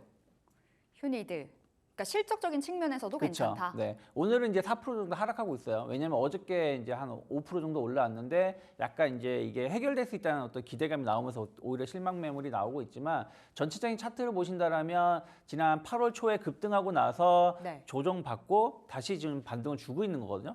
근데 이 7,400원, 500원대가 장기 바닥권입니다. 그렇기 네. 때문에 여기서 보시면요. 그러니까 한 6,000원대 바닥을 보여주다가 이제 올라오는 부분들이기 때문에 그렇게 리스크도 그렇게 크진 않다. 그리고 회사 자체가 안정적인 영업이익이 꾸준히 나오는 기업이기 때문에 뭐 다른 해운주라든지 다른 어떤 방산주들을 보시기보다는 만약에 한 종목만 본다라면 전 휴니드. 휴니드가 좀 더 낫지 않을까 생각하고 있습니다. 그럼 휴니드 목표 주가를 지금 현재가가 7,600원. 7,600원, 700원 왔다 갔다 하는데 만약에 이제 주말쯤에 조금 지상군 투입이나 이런 이슈들이 좀 있다라면 다음 네. 주에 좀 주가가 좀 반등이 나온다라면 한 10,000원 정도까지는 충분히 올라갈 수 있지 않을까 생각하고 있고 저는 대신에 한 7,000원 정도가 크게 이탈하진 하면 안 된다 생각 좀 하고 있습니다. 그럼 손절가 굉장히 짧게 잡고 그쵸. 대응을 해야 되네요. 네. 그럼 오늘 장에서 지금 이렇게 빠질 때 들어가는 거는 매수 찬스로. 네, 한 번 정도는 고민해 볼 수 있지 않을까 판단하고 있습니다. 알겠습니다. 휴니드 탑픽으로 받아봤고 짧게 여쭌다면 다른 방산까지도 근데 전반적으로 괜찮다라는 관점이신 거죠? 사실은 뭐 대형 방산주들은 꼭 중동 이슈가 아니라고 하더라도 수출이 잘 되는 부분들이 있어서 뭐 현대로템이라든지 네. 뭐 하나시스템 같은 경우는 저는 뭐 길게 봤을 때는 나쁘지 않다 판단하고 있습니다. 알겠습니다. 자, 이렇게 세 가지 질문들과 답변들 받아보면서 여기서 인사드려 볼게요. 오늘은 오로라 투자자문 유창희 본부장 함께했습니다. 말씀 고맙습니다. 고맙습니다. 네, 출발 딜사이트 2부 여기서 마치도록 하겠습니다. 시장이 살아난 모양새 그려가고 있는데요. 과연 내일장은 또 어떻게 이어질지 그리고 오늘 장 마감까지 끝까지 딜사이트와 함께해 주시기 바라겠습니다. 끝까지 시청해 주신 여러분 고맙습니다.